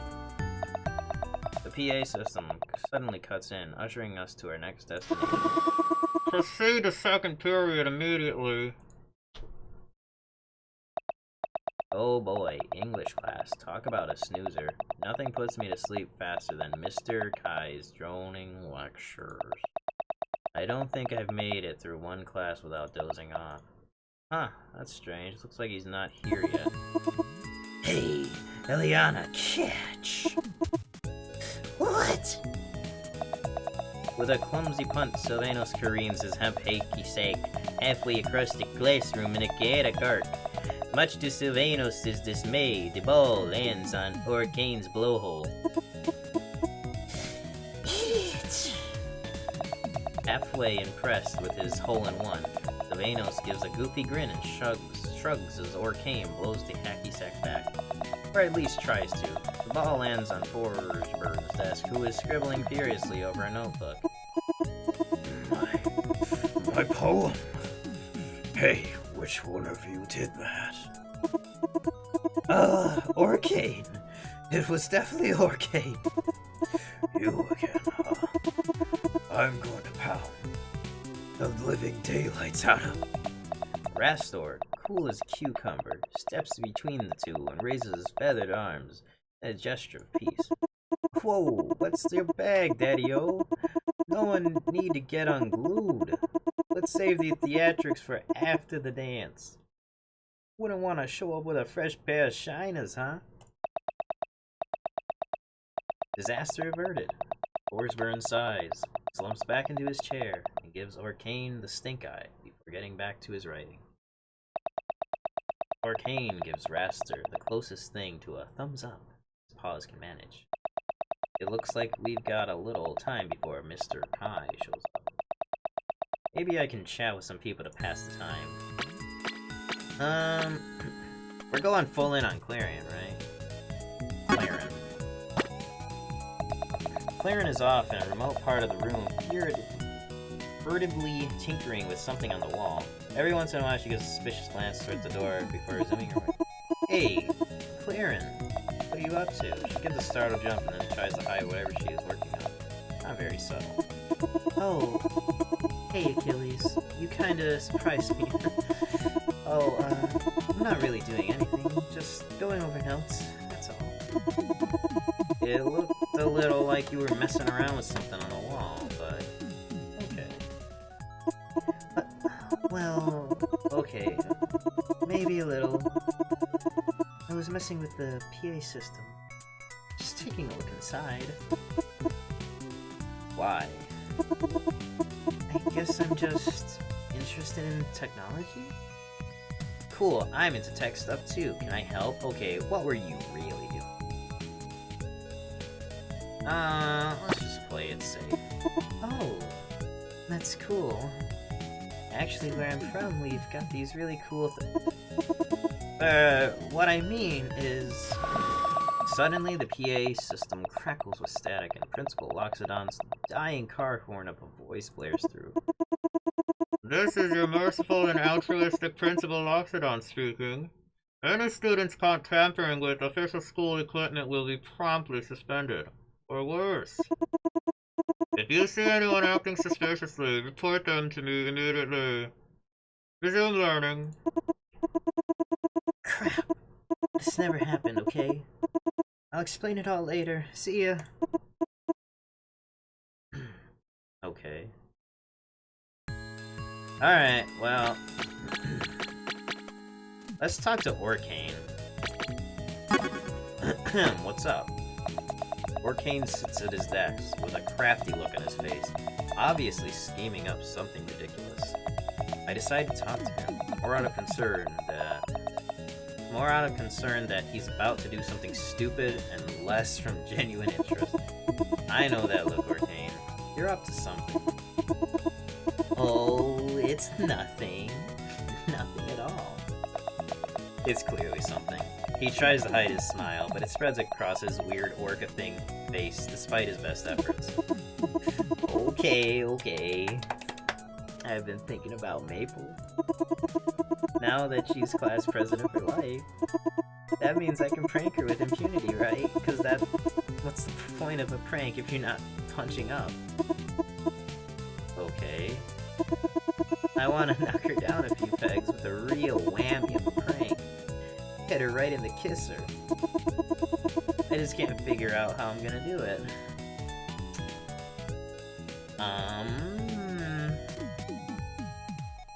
Mustache on posters? If you want to hit her in the face, quite literally, you can pie to the face. Rewrite one of her speeches without her knowing. I feel like she'd get that. Let's do pie to the face.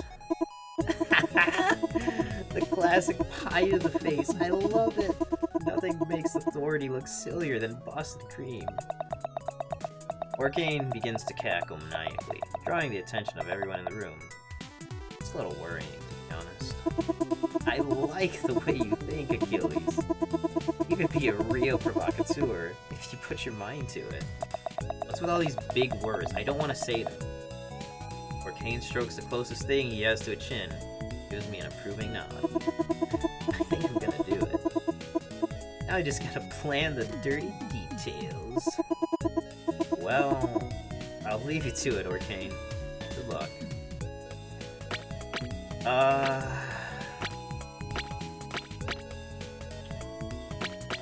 Let's talk to Eliana. What's up? Eliana is at her desk poring over a book of very colorful pictures. I sit next to her to start up a conversation. Hey, Eliana. What you do? What you looking at? Is that some homework? This... No way, it's a tattoo book. I'm trying to decide what tattoo I want to get next. Whoa, your parents are letting you get tattoos? Yeah, I'm a snake. If I get a bad tattoo, I just shed it off.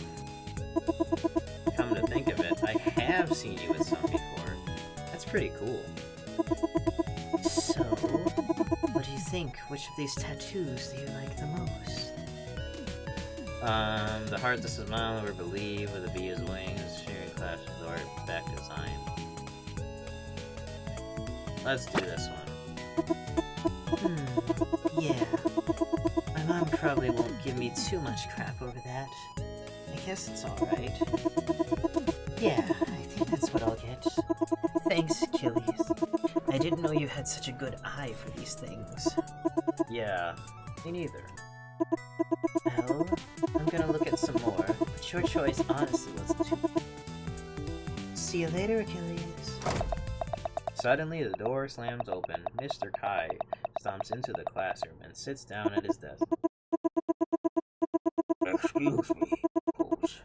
I I'm sorry for my delay. I'm sure we're all itching to our English presentation. English presentations? I'm, like, actually just playing through school right now. So, we'll begin without delay. Kane, would you like to start us out? Sorry, Mr. Kai. I'll have to go tomorrow. My human ate my homework. A few students snicker as Mr. Kai folds his arms and rolls his eyes. You and I will have a word after class, Mr. Orcane. Alright then. How about... You, Achilles. How'd I know he was gonna call on me? I didn't even know what the book was about. I slowly shuffled to the front of the class, as if the seconds I've wasted will somehow spare me from my inevitable fate. Whoa! The class stares at. The ears feel like 1,000,000 tons. I can feel their judgment. They know I didn't do the reading. Well, looks like I'll just have to wing it. Maybe if I talk about what my friends tell me before class, I can make it through this. Right.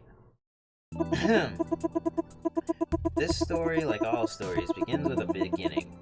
And like all beginnings, this beginning begins with... strong spin dashing the week.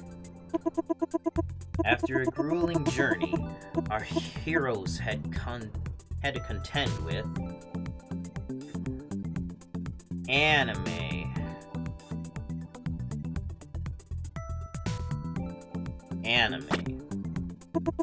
Overall, the moral of the story is the real treasure is the treasure we find along the way. That was... Mr. Kai pauses for a moment to ruminate. I can feel a bead of sweat start to trickle down my forehead. You could cut the tension in the air with a knife. The worst presentation on Animal Farm I've ever seen. In all my 50 years of teaching. Did you even read the book? No. I didn't even realize it in real life. Oh god. I could hear a few stray giggles coming from the class. I really blew it this time. I think I have the wrong edition. Well, we'll need to speak after class. Now, Sylvanus, would you like to give your presentation? My human also ate my homework. Game saved.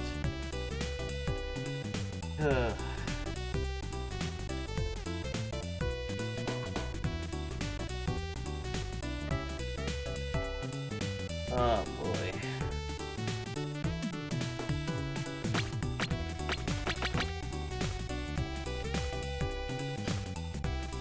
Well, seems like everybody's dying off on me here.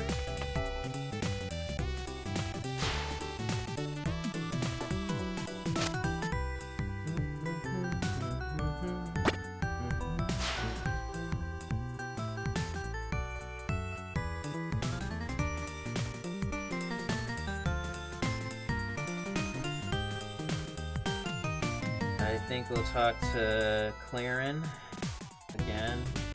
Just keep it going with her. What's up, Claren? Forsburn paces back and forth nervously behind Claren, who opens her locker and rifles around for a moment. The nervous hyena takes a step towards her, pauses in trepidation, collects himself, and finally approaches her. Hi, Claren. Oh. I didn't see you there. Just lower this a bit. You're Zetterburn's brother, right? Sideburn? Forsburn. I wanted to talk to you about something really important. Sure. What's up? Humble, so I was thinking maybe, go to the dance with me? Save her? Save her? Hey, Claren. You know what page the math homework is on? Oh yeah, the math homework. Yeah, of course. Hey, I'll talk to you later, Heartburn.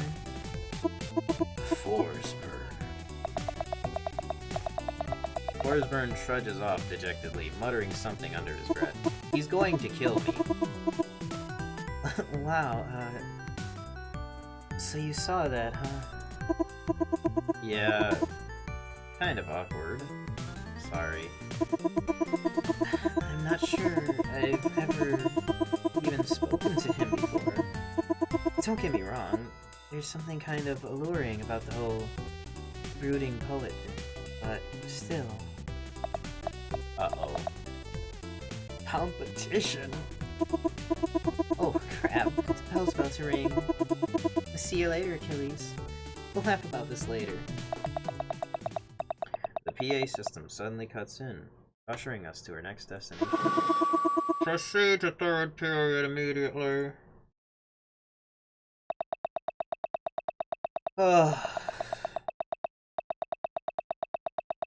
This is, it's a lot of talking. More talk. Oh, I didn't even read that. Whoops.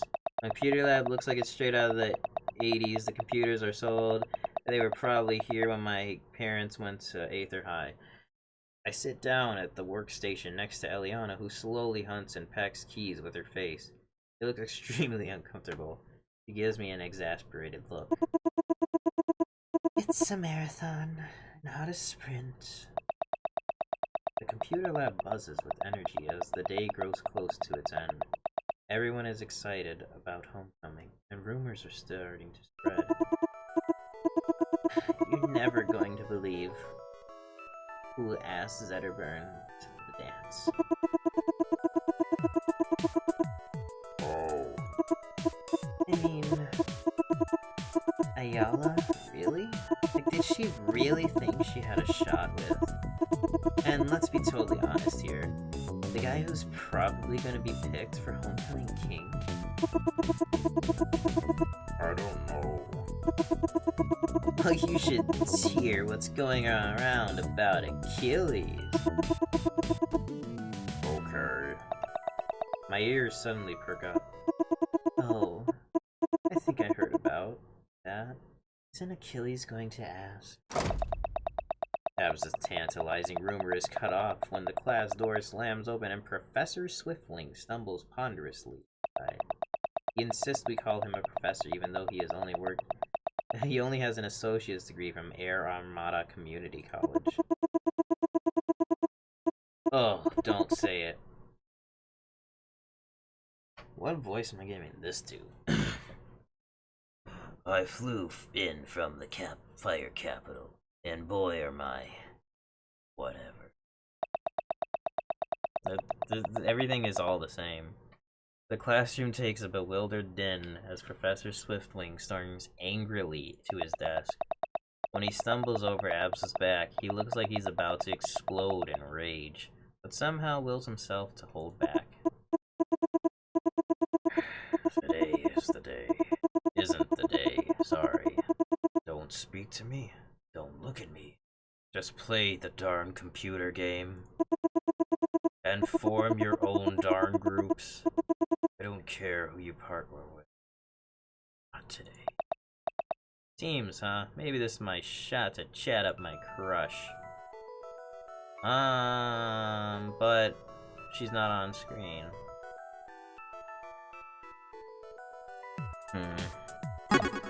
Let's talk, April's cute. Let's do it. Loxos EI. Uh-oh. LoxOS. I get it. Wait, what? Oh my god, what am I doing? So you wanna be my lab partner, huh? Uh-oh. Can't say I'm surprised. Who wouldn't want to be my lab partner? I've got a 4-foot shelf. I've got delts, lats, glutes, roots. A sight to behold. I'm a bit of a modern marvel, if you will. Oh god. And you will, because if you won't, well, it doesn't matter, because who wouldn't? I can't help that I'm a heartthrob. I can't help that when I walk in a room, everyone's eyes become. Oh god, I cannot keep up with talking and playing this video game. Yeah, I suppose I can sit around and eat chips and watch TV and let my muscles turn to jelly and let my life turn into dust. But it's just not in my nature. Is that your nature, Achilles? You know, you're not so ugly. You're not 100% wrecked.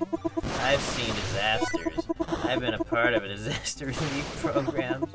I've given first aid to highly maimed forces, tried to restore to dead bodies, and from all I've seen, you're not that far gone.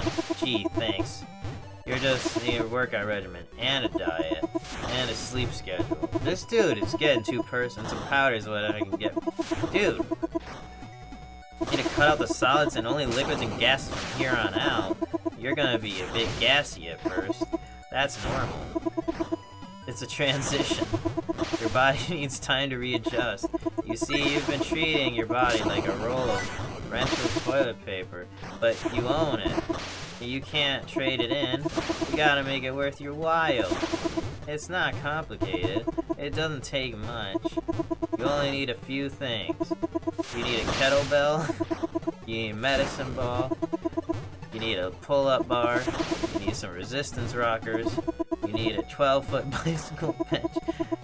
There are 12-inch. They're just something we eventually need more advanced toys. What is going on? Such as a slingshot tension rod, a riptide push bar. Those will really get you to peak fitness. That'll get you to the Sylvanuses, to your muscle. What do you say? Can I interest you in some equipment? Maybe some floating bars? I got a load of stuff in my uncle's place. We'll sell it to you for cheap. Cheap as bricks. What? Professor Swiftwing, trembling so angrily he can barely contain himself, stomps over to me and puts his hand on my shoulder. Looks like things aren't going so hot over here, huh? Computers are not really my best subject, but I was doing great. I'm going to have to make a note of this in the vlog. What's your... Bradshaw. Okay, Bradshaw. I'm sure your parents won't be happy to hear about this at all. Probably not. With class over, I grab my bag and bolt into the hallway before Bradshaw or anyone else can call me out on my stolen identity. Is he Bradshaw? Oh, boy. Phew. How's it nearly been an hour with this game already? Gee, Believa. Okay,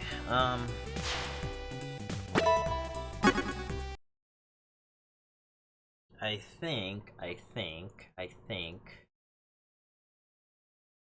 we're gonna just try out something in the last game here. Try out one last game. I think that's what we're gonna do. Just to close this out.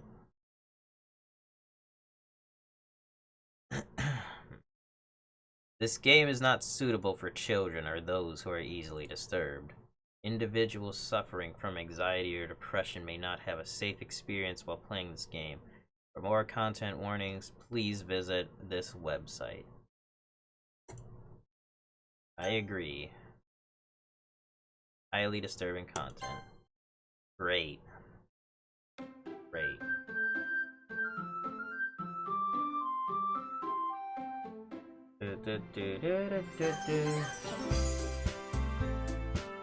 Window on. Unseen text after choice. Doki doki. Let's do it, y'all. Let's just get some doki doki in and we'll go from there. Hey!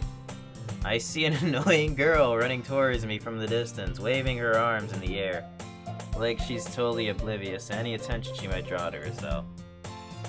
That girl is Sayori, my neighbor and good friend since we were children. You know, the kind of friend you'd never see yourself making today, but it just kind of works out because you've known each other for so long. We used to walk to school together on days like this, but starting around high school, she would oversleep more and more frequently. I would get tired of waking up. But if she's going to chase after me like this, I almost feel better off running away. However, I just sigh and idle in front of the crosswalk and let Sayori catch up to me. I'm not doing voices. I'm fried. I overslept again, but I caught you this time. Maybe, but only because I decided to stop and wait for you. You say that like you were thinking about ignoring me. That's mean, man. Well, if people stare at you for acting weird, and I don't want them to think we're a couple or something. Fine, fine. But you did wait for me after all. I guess you don't have it in you to be so mean, even if you want to. Whatever you say, Sayori. We cross the street together and make our way to school. As we draw near, the streets become increasingly speckled with other students making their daily commute. Maybe I should keep it off auto. By the way, man, have you decided on a club to join yet? A club? I told you already, I'm not interested in joining any clubs.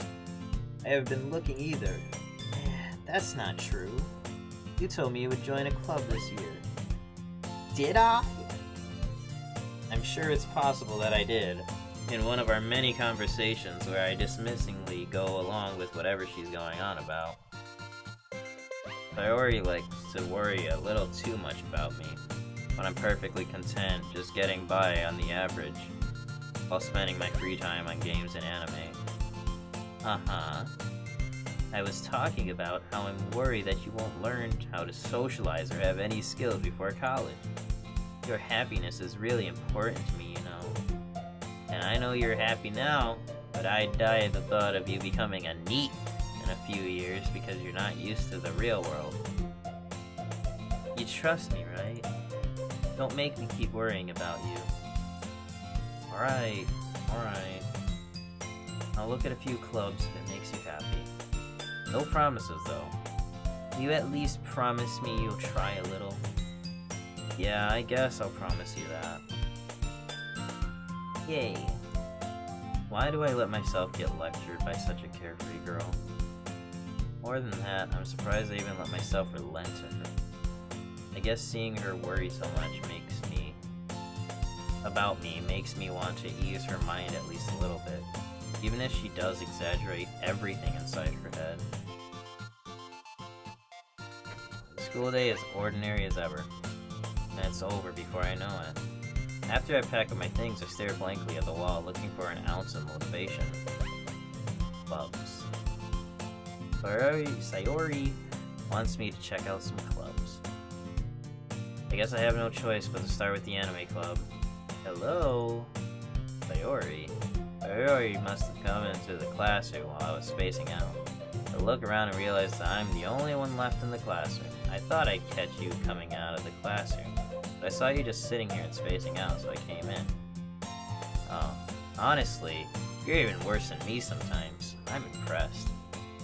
You don't need to wait up for me if it's gonna make you late to your own club. Well, I thought you might need some encouragement, so I thought, you know what? Well, hey, you can come to my club, Sayori. Yeah? There's no way I'm going to your club. Meanie. Sayori is vice president of the literature club. Not that I was ever aware that she had any interest in literature. In fact, I'm 99% sure she only did it because she thought it would be fun to help start a new club.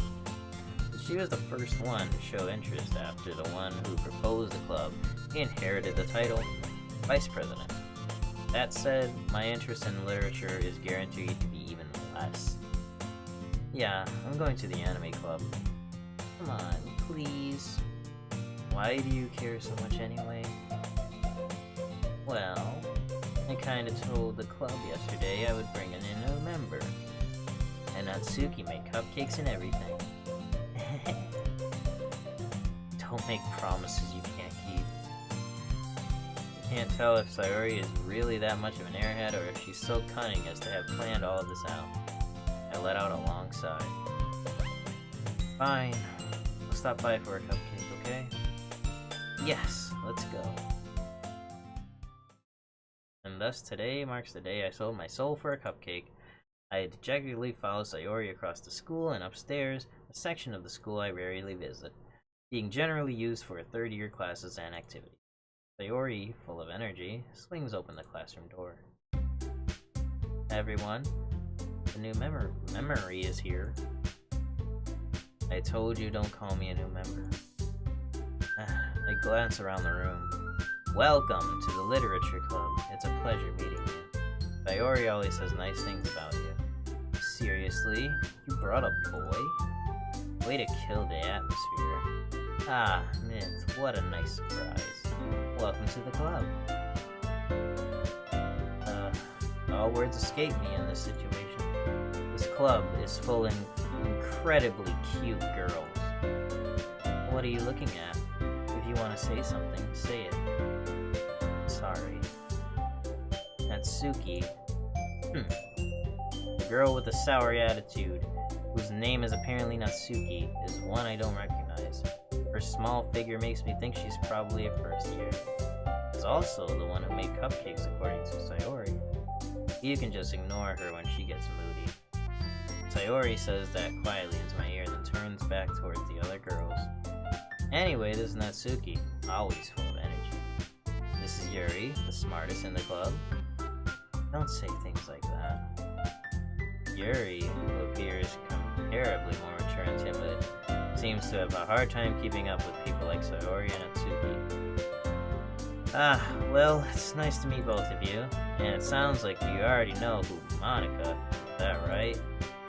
That's right. It's great to see you again, me. Monica smiles sweetly. We do know each other. Well, we rarely talk, but we were in the same class last year. Monica was probably the most popular girl in the class. Smart, beautiful, athletic. Basically completely out of my league. So having her smile at me so genuinely feels a little... You too, Monica. Come sit down, Miss. We made room for you at the table so you can sit next to me or Monica. I'll get the cupcakes. Hey, I made them. I'll get them. Sorry, I got a little too excited. And how about I make some tea as well? Girls have a few desks arranged to form a table. As Sayori mentioned, it has been widened so there's one space next to Monica, one space next to Sayori. Natsuki and Yuri walk over to the corners of the room, where Natsuki grabs a wrap tray and Yuri opens the closet. Still feeling awkward, I take a seat next to Sayori. Natsuki proudly marches back to the table, tray in hand. Oh boy. Okay, are you ready? Ta-da! Natsuki lifts the foil off the tray to reveal a dozen fluffy white cupcakes decorated to look like little kitties. The whiskers are drawn with icing, and little pieces of chocolate were used to make ears.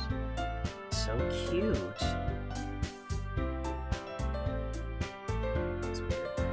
I had no idea you were so good at baking, Natsuki. Well, you know. Just hurry and take one. Sayori grabs one first, then Monica. I follow. Delicious. Sayori talks with her mouth full, and already managed to get icing on her face. I turn the cupcakes around in my fingers for the best angle to take a bite. Natsuki is quiet. I can't help but notice her sneaky glances in my direction. You waiting for me to take a bite? I finally bite down. The icing is sweet and full of flavor. I wonder how she made it herself. This is really good. Thank you, Natsuki. Why are you thanking me? It's not like I... Baka. Haven't I heard this conversation somewhere before? Made them for you or anything? I thought you technically did. Sayori said, well, maybe, but not for you, you know, you dummy. Alright. I gave up on Natsuki's weird logic and dismissed the conversation. Yuri returns to the table, carrying a tea set. She carefully places the teacup in front of each of us before setting down the teapot next to the cup tray. Yes. You keep a whole tea set in this classroom? Don't worry, the teachers gave us permission. After all, doesn't a hot cup of tea help you enjoy a good book? I guess. Don't let yourself get intimidated. Yuri's just trying to impress you. That's not... Insulted, Yuri looks away. I meant that, you know... I believe you. Well, tea and reading might not be a pastime for me, but I at least enjoy tea. I'm glad. Yuri faintly smiles to herself in relief. Monica raises an eyebrow, and then smiles. So what made you consider the literature club? I was afraid of this question. Something tells me I shouldn't tell Monica that I was practically dragged here by Sayori. Well, I haven't joined any clubs yet. Sayori seemed really happy here, so that's okay. Don't be embarrassed. We'll make sure you feel right at home, okay? As president of the literature club, it's my duty to make the club fun and exciting for everyone. Monica, I'm surprised. How come you decided to start your own club? You could probably be a board member for any of the major clubs. Weren't you a leader of the debate club last year? Well, you know, to be honest, I can't stand all the politics around the major clubs. It feels like nothing but arguing about the budget and publicity and how to prepare us for events. I'd much rather take something I personally enjoy and make something special out of it. And even if it encouraged others to get into literature, then I'm fulfilling that dream. Monica is a great leader. Yuri also nods in agreement. And I'm surprised there aren't more people in the club yet. It must be hard to start a new club. You can put that away, that way. Not many people are very interested in putting out all the effort to start something brand new, especially when it's something that doesn't grab your attention, like literature. You have to work hard to convince people that you're both fun and worthwhile. Yeah, this stream sure ain't helping that right now. But it makes school events like the festival that much more important. I'm confident we can all really grow this club before we graduate. Can't speak. Grow this club. Right, everyone? Yeah, we'll do our best. You know it. Everyone enthusiastically agrees. Such different girls, all still interested in the same goal. Monica must have worked really hard just to find these three. Maybe that's why they are all so delighted by the idea of a new member joining. Though I still don't really know if I can keep up with their level of enthusiasm about literature. What kind of things do you like to do? Well, considering how little I've read these past few years, I don't really have a good way of answering that. Manga? I muttered quietly to myself, half joking. Natsuki's head suddenly perks up. It looks like she wants to say something, but she keeps quiet. Not much of a reader, I guess. Well, that can change. I spoke without thinking after seeing Yuri's sad smile. Anyway, what about you, Yuri? Well, let's see. Yuri traces the rim of her teacup with her finger. My favorites are usually novels that build deep and complex fantasy worlds. Alright. The level of creativity and craftsmanship behind them is amazing to me. And telling a good story in such a foreign world is equally impressive. Yuri goes on, clearly passionate about her reading. She seemed to be so reserved and timid since the moment I walked in. It's obviously by the way her eyes light up that she finds her comfort in the world of books, not people. But you know, I like a lot of things. Stories with deep psychological elements usually immerse me as well. Isn't it amazing how a writer can so deliberately take advantage of your own lack of knowledge? Your own lack of imagination to completely throw you for a loop? Anyway, I've been reading a lot of horror lately.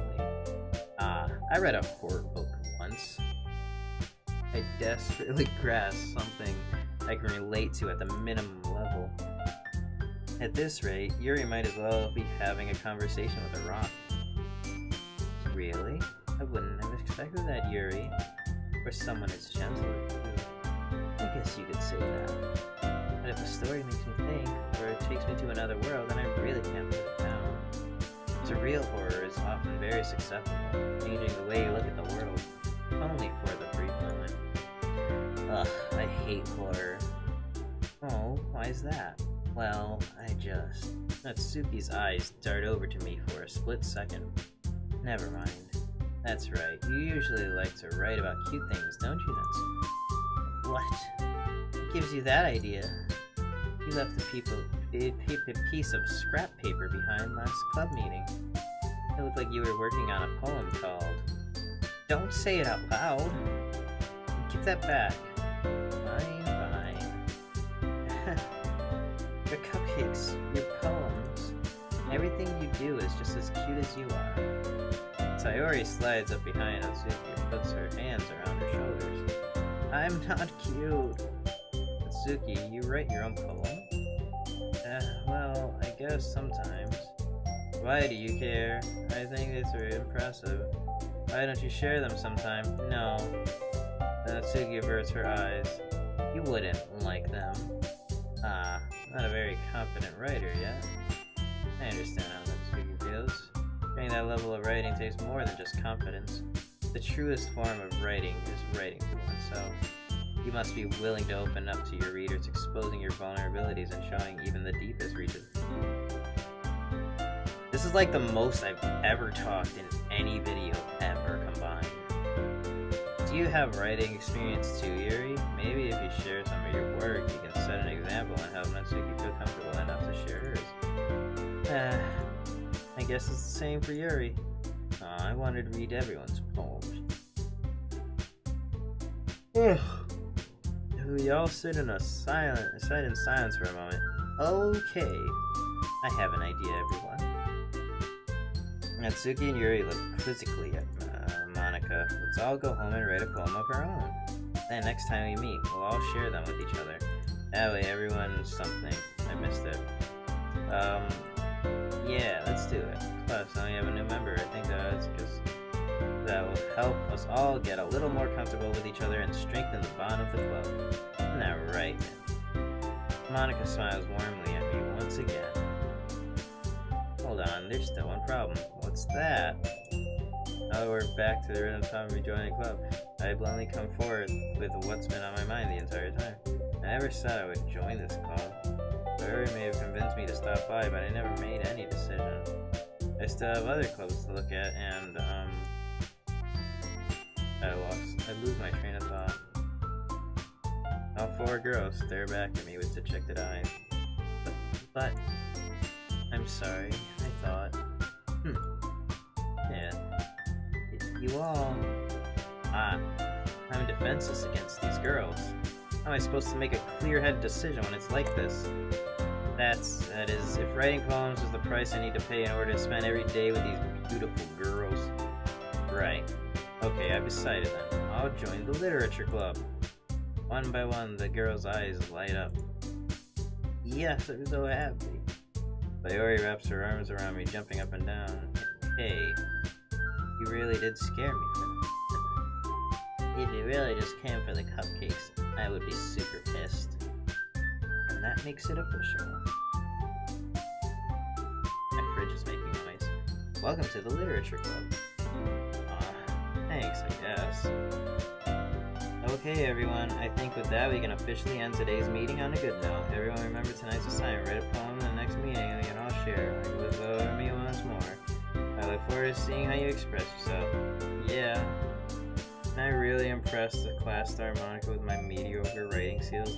I feel the anxiety of something. Meanwhile, the girls continue to chit-chat as Yuri and Natsuki clean up their food.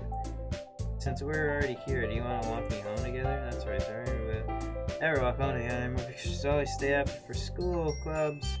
Sure, might as well. Yay. Oh. With that, the two of us depart the club room and make our way home. The whole way, my mind wanders back and forth between the two girls. Sayori, Natsuki, Yuri, and of course, Monica. Will I really be happy spending every day after school in a literature club? Perhaps I'll have the chance to grow closer with one of these girls. Alright. Alright, I'll just make the most out of my circumstances. I'm sure good fortune will find me. Guess that starts with the writing a poem tonight. Oh my god, there's so much. Pick words you think your favorite club member will like. Something good might happen with whoever likes your poem most. Imagination. Imagination. Imagination. Imagination. Imagination. Imagination. Imagination. Imagination. Imagination. Doop doop it up, just give it about. Variance, let's not forget about that. Contamination, give you depression. Make sure you don't get contaminated. Destiny is destiny. Is destiny is destiny. Is when you dream. Dream about flowers, everything's dream. Whoop bop bop and a hee hee hee. Your hopeless prayers of your childhood inferno. Bouncy misery, can you get a no-no?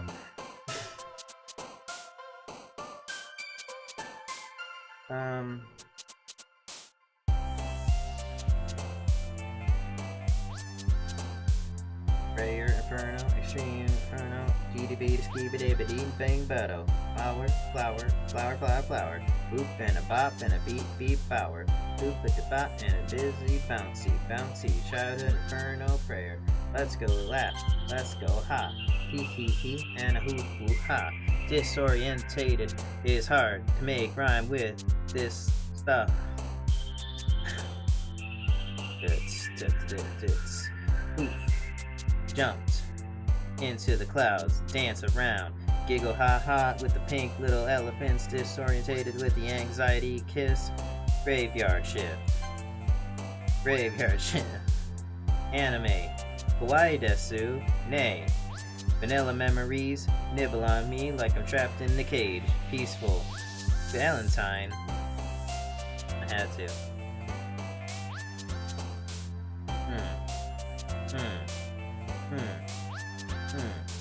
Spinning around all the time, leave myself breathless. Sensation.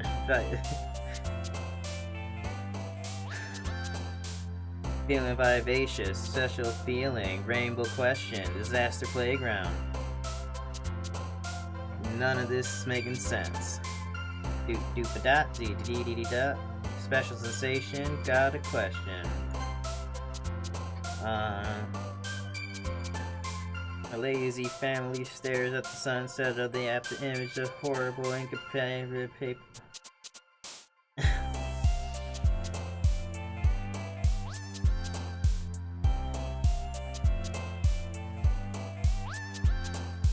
Staring at the sunset like a lazy family.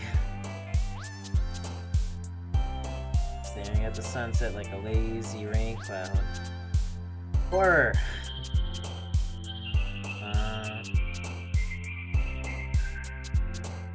Adventure.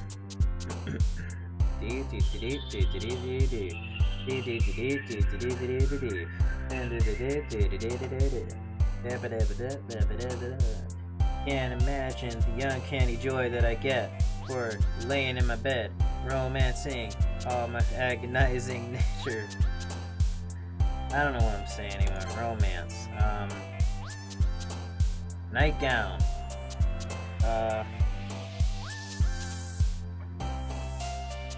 Massacre. Tragedy ocean. Feel the wrath of a lusty milk maiden's breath. What's going on anymore? Heartbeat. How about treasure? Not forget about desire. Make me wanna explode with the melancholy feeling that I sing. Together we are frightening. Anger vacation. Needs a relaxation. Captivate. Whirl around. Nothing makes sense anymore. Just gonna say random words. I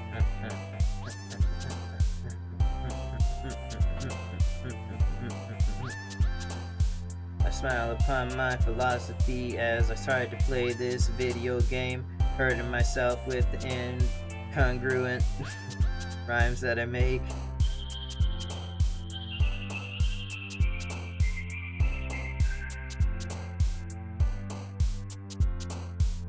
pureness, pure skill, beauty, pure will, hurting, like the crimson red summer sometimes ends, summer end, sunset, failing peace, philosophies, don't know what I'm saying anymore, do and a skippity bop at the crimson door.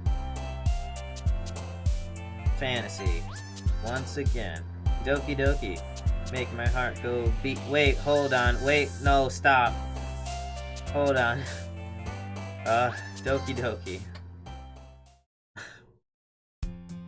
Hi again, Monica. Glad to see you. Didn't run away from me. Nah, don't worry. This might be a little strange for me, but at least to keep my word. Well, I'm back at the literature club.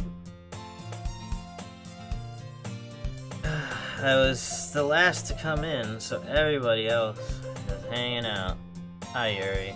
Thanks for keeping your promise. I hope this isn't too overwhelming of a commitment for you. No, it's fine. But making you dive headfirst into literature when you're not accustomed to it. Oh, come on, like he deserves any slack. Sayori told me you didn't even want to join any clubs this year. And last year, too. I don't know if you plan to just come here and hang out or what. But if you don't take us seriously, then we're gonna kick your butt. Natsuki, you certainly have a big mouth for someone who keeps her manga collection in her club room. But Natsuki finds herself stuck between saying Monica and manga. Manga is literature, Mom. Swiftly defeated, Natsuki paused. Back into her seat. I'm getting gassy. Oh, am I talking? Don't worry, guys. Miz always gives his best as long as he's having fun. He helps me with busy work without me even asking. Like cooking, cleaning my room. How dependable. Sayori, that's because your room is messy and it's distracting. But you almost set your house on fire once. That's so. You two are really good friends, aren't you? I might just be a little jealous. How come? You admitted to become good friends too. Sayori. As usual, Sayori seems oblivious to the weird situation she just put me into. Oh, Yuri even brought you something today. You know. Wait, Sayori? Me? No, not really. Don't be shy. It's nothing really. What is it? Never mind! Sayori made it sound like a big deal when it's really not. What did I do? Sorry, Yuri. I wasn't thinking. I guess that means it's up to me to rescue this situation. Hey, don't worry about it. First of all, I wasn't expecting anything in the first place. So any nice gesture from you is a pleasant surprise. It'll make me happy no matter what. Is that so? Yeah. I won't make it a big deal if you don't want it to be. Alright, well, here. Yuri reaches into her bag and pulls out a book. I don't want you to feel left out. So I picked out a book that I thought you might enjoy. It's short read, so it should keep your attention even if you don't usually read. And we could, discuss it if you wanted. How is this girl accidentally being so cute? She even picked out a book she thinks I'll like despite me not reading much. Yuri, thank you. I'll definitely read this. I enthusiastically take the book. Phew. Well, you can read it at your own pace. I look forward to hearing what you think. Now that everyone's settled in, I expect Amana to kick off some scheduled activities for the club. But that doesn't seem to be the case. Sayori and Monica are having a cheery conversation in the corner. Yuri's face is already buried in the book. I can't help but notice her intense expression. Like she was waiting for this chance. Meanwhile, Natsuki is rummaging around in the closet. I'm really curious to talk to Yuri a little bit more, but at the same time, I feel bad for distracting her from reading. I catch a glimpse of the cover of her book. It looks like the same book that she lent to me. More than that, she seems to be on the bare few pages. Crap. I think she noticed me looking at her. She sneaks another glance at me, and our eyes meet for a split second. That only makes her hide her face deeper in the book. Sorry. I was just spacing out. I muttered this, sensing I made her uncomfortable. Oh, it's fine. If I was focused, then I probably wouldn't have noticed in the first place. But I'm just rereading a bit of this, so... That's the book you gave me, right? I wanted to reread some of it. Not for any particular reason. Just curious, how can you have two copies of the same book? Well, when I stopped in the bookstore yesterday... That's not what I meant. I mean, I just happened to buy two of them. Ah, I see. There's something fairly obvious here that Yuri isn't telling me, but I decided to let it go. I'll definitely start reading it soon. I'm glad to hear. Once it starts to pick up, you might have a hard time putting it down. It's a very engaging and relatable story. Is that so? What's it about anyway? Well, it's about a guy who joins a literature club and, nothing. Portrait of Markov. There's an ominous-looking eye symbol on the front cover. Alright, I just wanted to make sure I didn't accidentally give anything away. Basically, it's about this girl in high school who moves in with her long-lost younger sister, but as soon as she does so, her life gets really strange. She gets targeted by these people who escaped from a human experiment prison. And while her life is in danger, she needs to desperately choose who to trust. No matter what she does, she ends up destroying most of her relationships, and her life starts to fall apart. It's kind of dark, isn't it? Gary made it sound like it was gonna be a nice story, so that dark turn came out of nowhere. Yuri gently giggles all of a sudden. Are you not a fan of that sort of thing? No, it's not that. I mean, I can definitely enjoy those kinds of stories, so don't worry. I hope so. Yeah, I totally forgot that Yuri is into those things. She's so shy and reclusive on the outside, but her mind seems to be completely different. It's just that those kinds of stories, they challenge you to look at life from a strange new perspective. When horrible things happen, not just because someone wants to be evil, but because they have their own goals, or their own philosophy that they believe in. They suddenly, when you thought you related to the protagonist, they're made out to be the naive one for letting their one-sided morals interfere with the villain's plans. I'm rambling, aren't I? Not again. I'm sorry. Hey, don't apologize. I haven't lost interest or anything. Well, I guess it's alright then. But I feel like I should let you know that I have this problem. When I let things like books and writings fill my thoughts, I kind of forget to pay attention to other people. So I'm sorry if I end up saying something strange, and please stop me if I start talking too much. I really don't think you need to worry. That just means you're passionate about reading. The least I can do is listen. It's a literature club, after all. That's true. In fact, I might as well get started reading it, right? You don't have to. What are you saying? Just a moment ago, you said you were looking forward to it. Let me just get the book. I quickly retrieved the book that I had put into my bag. Alright, it's fine if I sit here, right? I slip into the seat next to Yuri's. Yeah. Are you sure? You seem a little apprehensive. I'm sorry. It's not that I don't want you to. It's just something I'm not very used to. That is, reading in company with someone. I see. Well, just tell me if I end up distracting you or anything. Alright. I open the book and start the prologue. I soon understand what Yuri means about reading in company. It's as if I can feel her presence over my shoulder as I read. Not a particularly bad thing, maybe a little distracting, but the feeling is somewhat comforting. Yuri is in the corner of my eye. I realize that she's not actually looking at her own book. I glance over. It's like she's reading from my book instead. Sorry. I was just... Yuri, you really apologize a lot, don't you? I do. Don't really mean to. Sorry. I mean... Here. This should work, right? I slide my desk until it's up against Yuri's, and hold the book more open between the two of them. Suppose so. Yuri timidly closes her own copy. Once we lean in a little bit, our shoulders are almost touching. It feels like my left arm is in the way, so instead I use my right hand to hold open the book. I guess that makes it kind of difficult to turn the page. Here. Yuri takes her left arm and holds the left side of the book between her thumb and forefinger. Ah, I do the same with my right arm, and on the right side of the book. That way I turn the page and Yuri slides it under her thumb after it flips with her side. But in holding it like this, we're huddled even closer together than before. It's actually kind of distracting me. It's as if I can feel the warmth of Yuri's face, and she's in the corner of my vision. Are you ready? To turn the page. Ah, sorry. I think I got a bit distracted.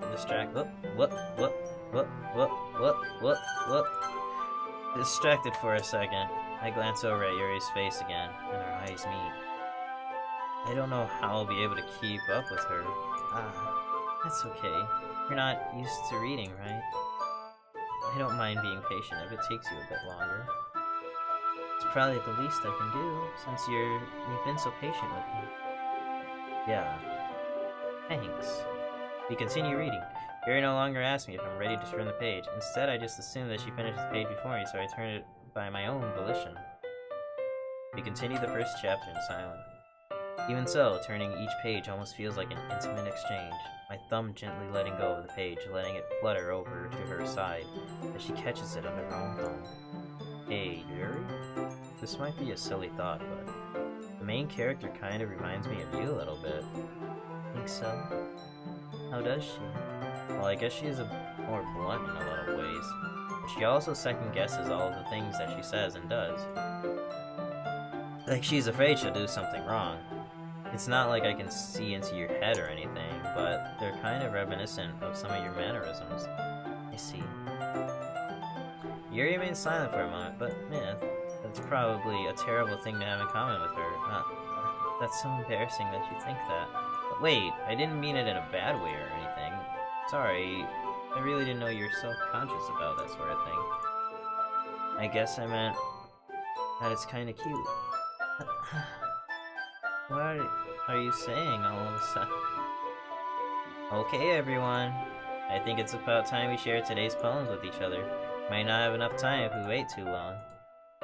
Yuri exhales, spared from finishing her thought. Is that alright, Yuri? You look kind of down. I'm sorry if you haven't been looking forward to this. It's not. It's fine. She releases her hand from the book, causing it to close on top of my thumb.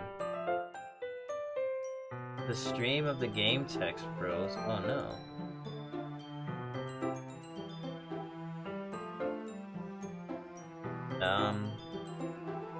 Hold on. Let's see.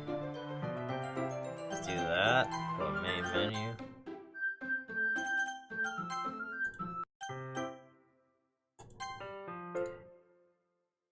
Guess I'll do this. Let's see if that fixes. Maybe? Or maybe not. Let's see. Let's do this. And then this. Maybe that works. I guess I'll do some more reading tonight. Or would you prefer I only read it with you? I guess I don't have too much of a preference either way. In that case, I'll read a little more tonight. It'll be fun to read with you after it picks up a bit, you know? That's good reasoning. In that case, feel free to finish the first 2 chapters in your own time. Alright. I stand up. I make a mental note of where I left off in the book and slip back into my bag. And by the way, did you remember to write a poem last night? Yeah. My relaxation ends. I can't believe I agreed to do something so embarrassing. I couldn't really find much inspiration since I've never really done this before. Well, now that everyone's ready, why don't you find someone to share with? I can't wait. Monica enthusiastically pull out their poem. Priorities is on a wrinkled sheet of loose leaf torn from a spiral notebook. On the other hand, Monica wrote hers on a composition notebook. I can already see Monica's pristine handwriting from where I sit. Now, Susie, Yuri reluctantly comply as well, reaching into their bags. I do the same myself. Oh boy.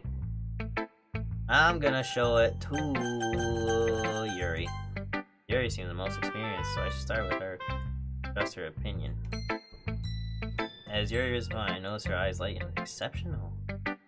What was that? Did I say that out loud? Covers her mouth, but then ends up covering her whole face. Ugh. He's going to hate me. You really didn't do anything wrong, Yuri. I guess you're right. What am I getting so nervous for? Yuri takes a breath. So, what kind of writing experience do you have? Use of imagery and metaphors in a case you've written a lot of poetry before. Really? Wow, that's a huge compliment coming from you. This is actually my first time, really. Yuri stares back. Well, I know that. I just meant, when does scariness come? This is just a dating simulator right now. Unable to find an excuse, she traces her fingers along the words and poems, breaking it. Yeah, okay, this is the reason I was able to tell. It's just specific writing habits that are usually typically of new writers, and having been through that myself, I kind of learned to pick up on them. I think the most noticeable thing I recognize in new writers is that they try to make their style very deliberate. In other words, they tend to pick a writing style except for the topic matter, and they fit the two together. The end result is that both the style and the expressiveness are weakened. Once Yuri finds her train of thought is that her demeanor totally changes. Her stammering is completely gone and she sounds like an expert.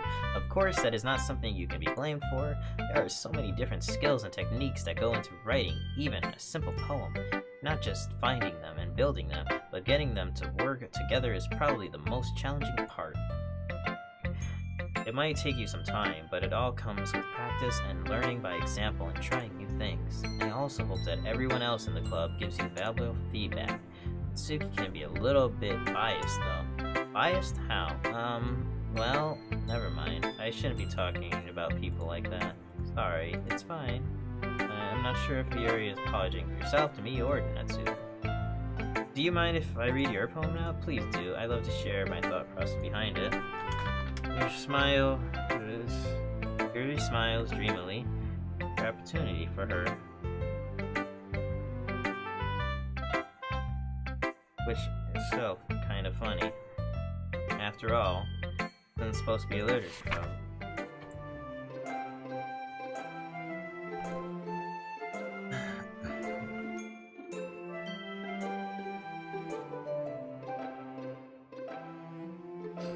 Ghost under the light. The tendrils of my hair illuminate beneath the amber glow bathing. It must be this one, the last remaining streetlight to have withstood the test of time. The last, yet to be replaced by the sickening blue-green hue of the future. I bathe. Tom's breathing air of the present, but living in the past. The light flickers. I flicker back.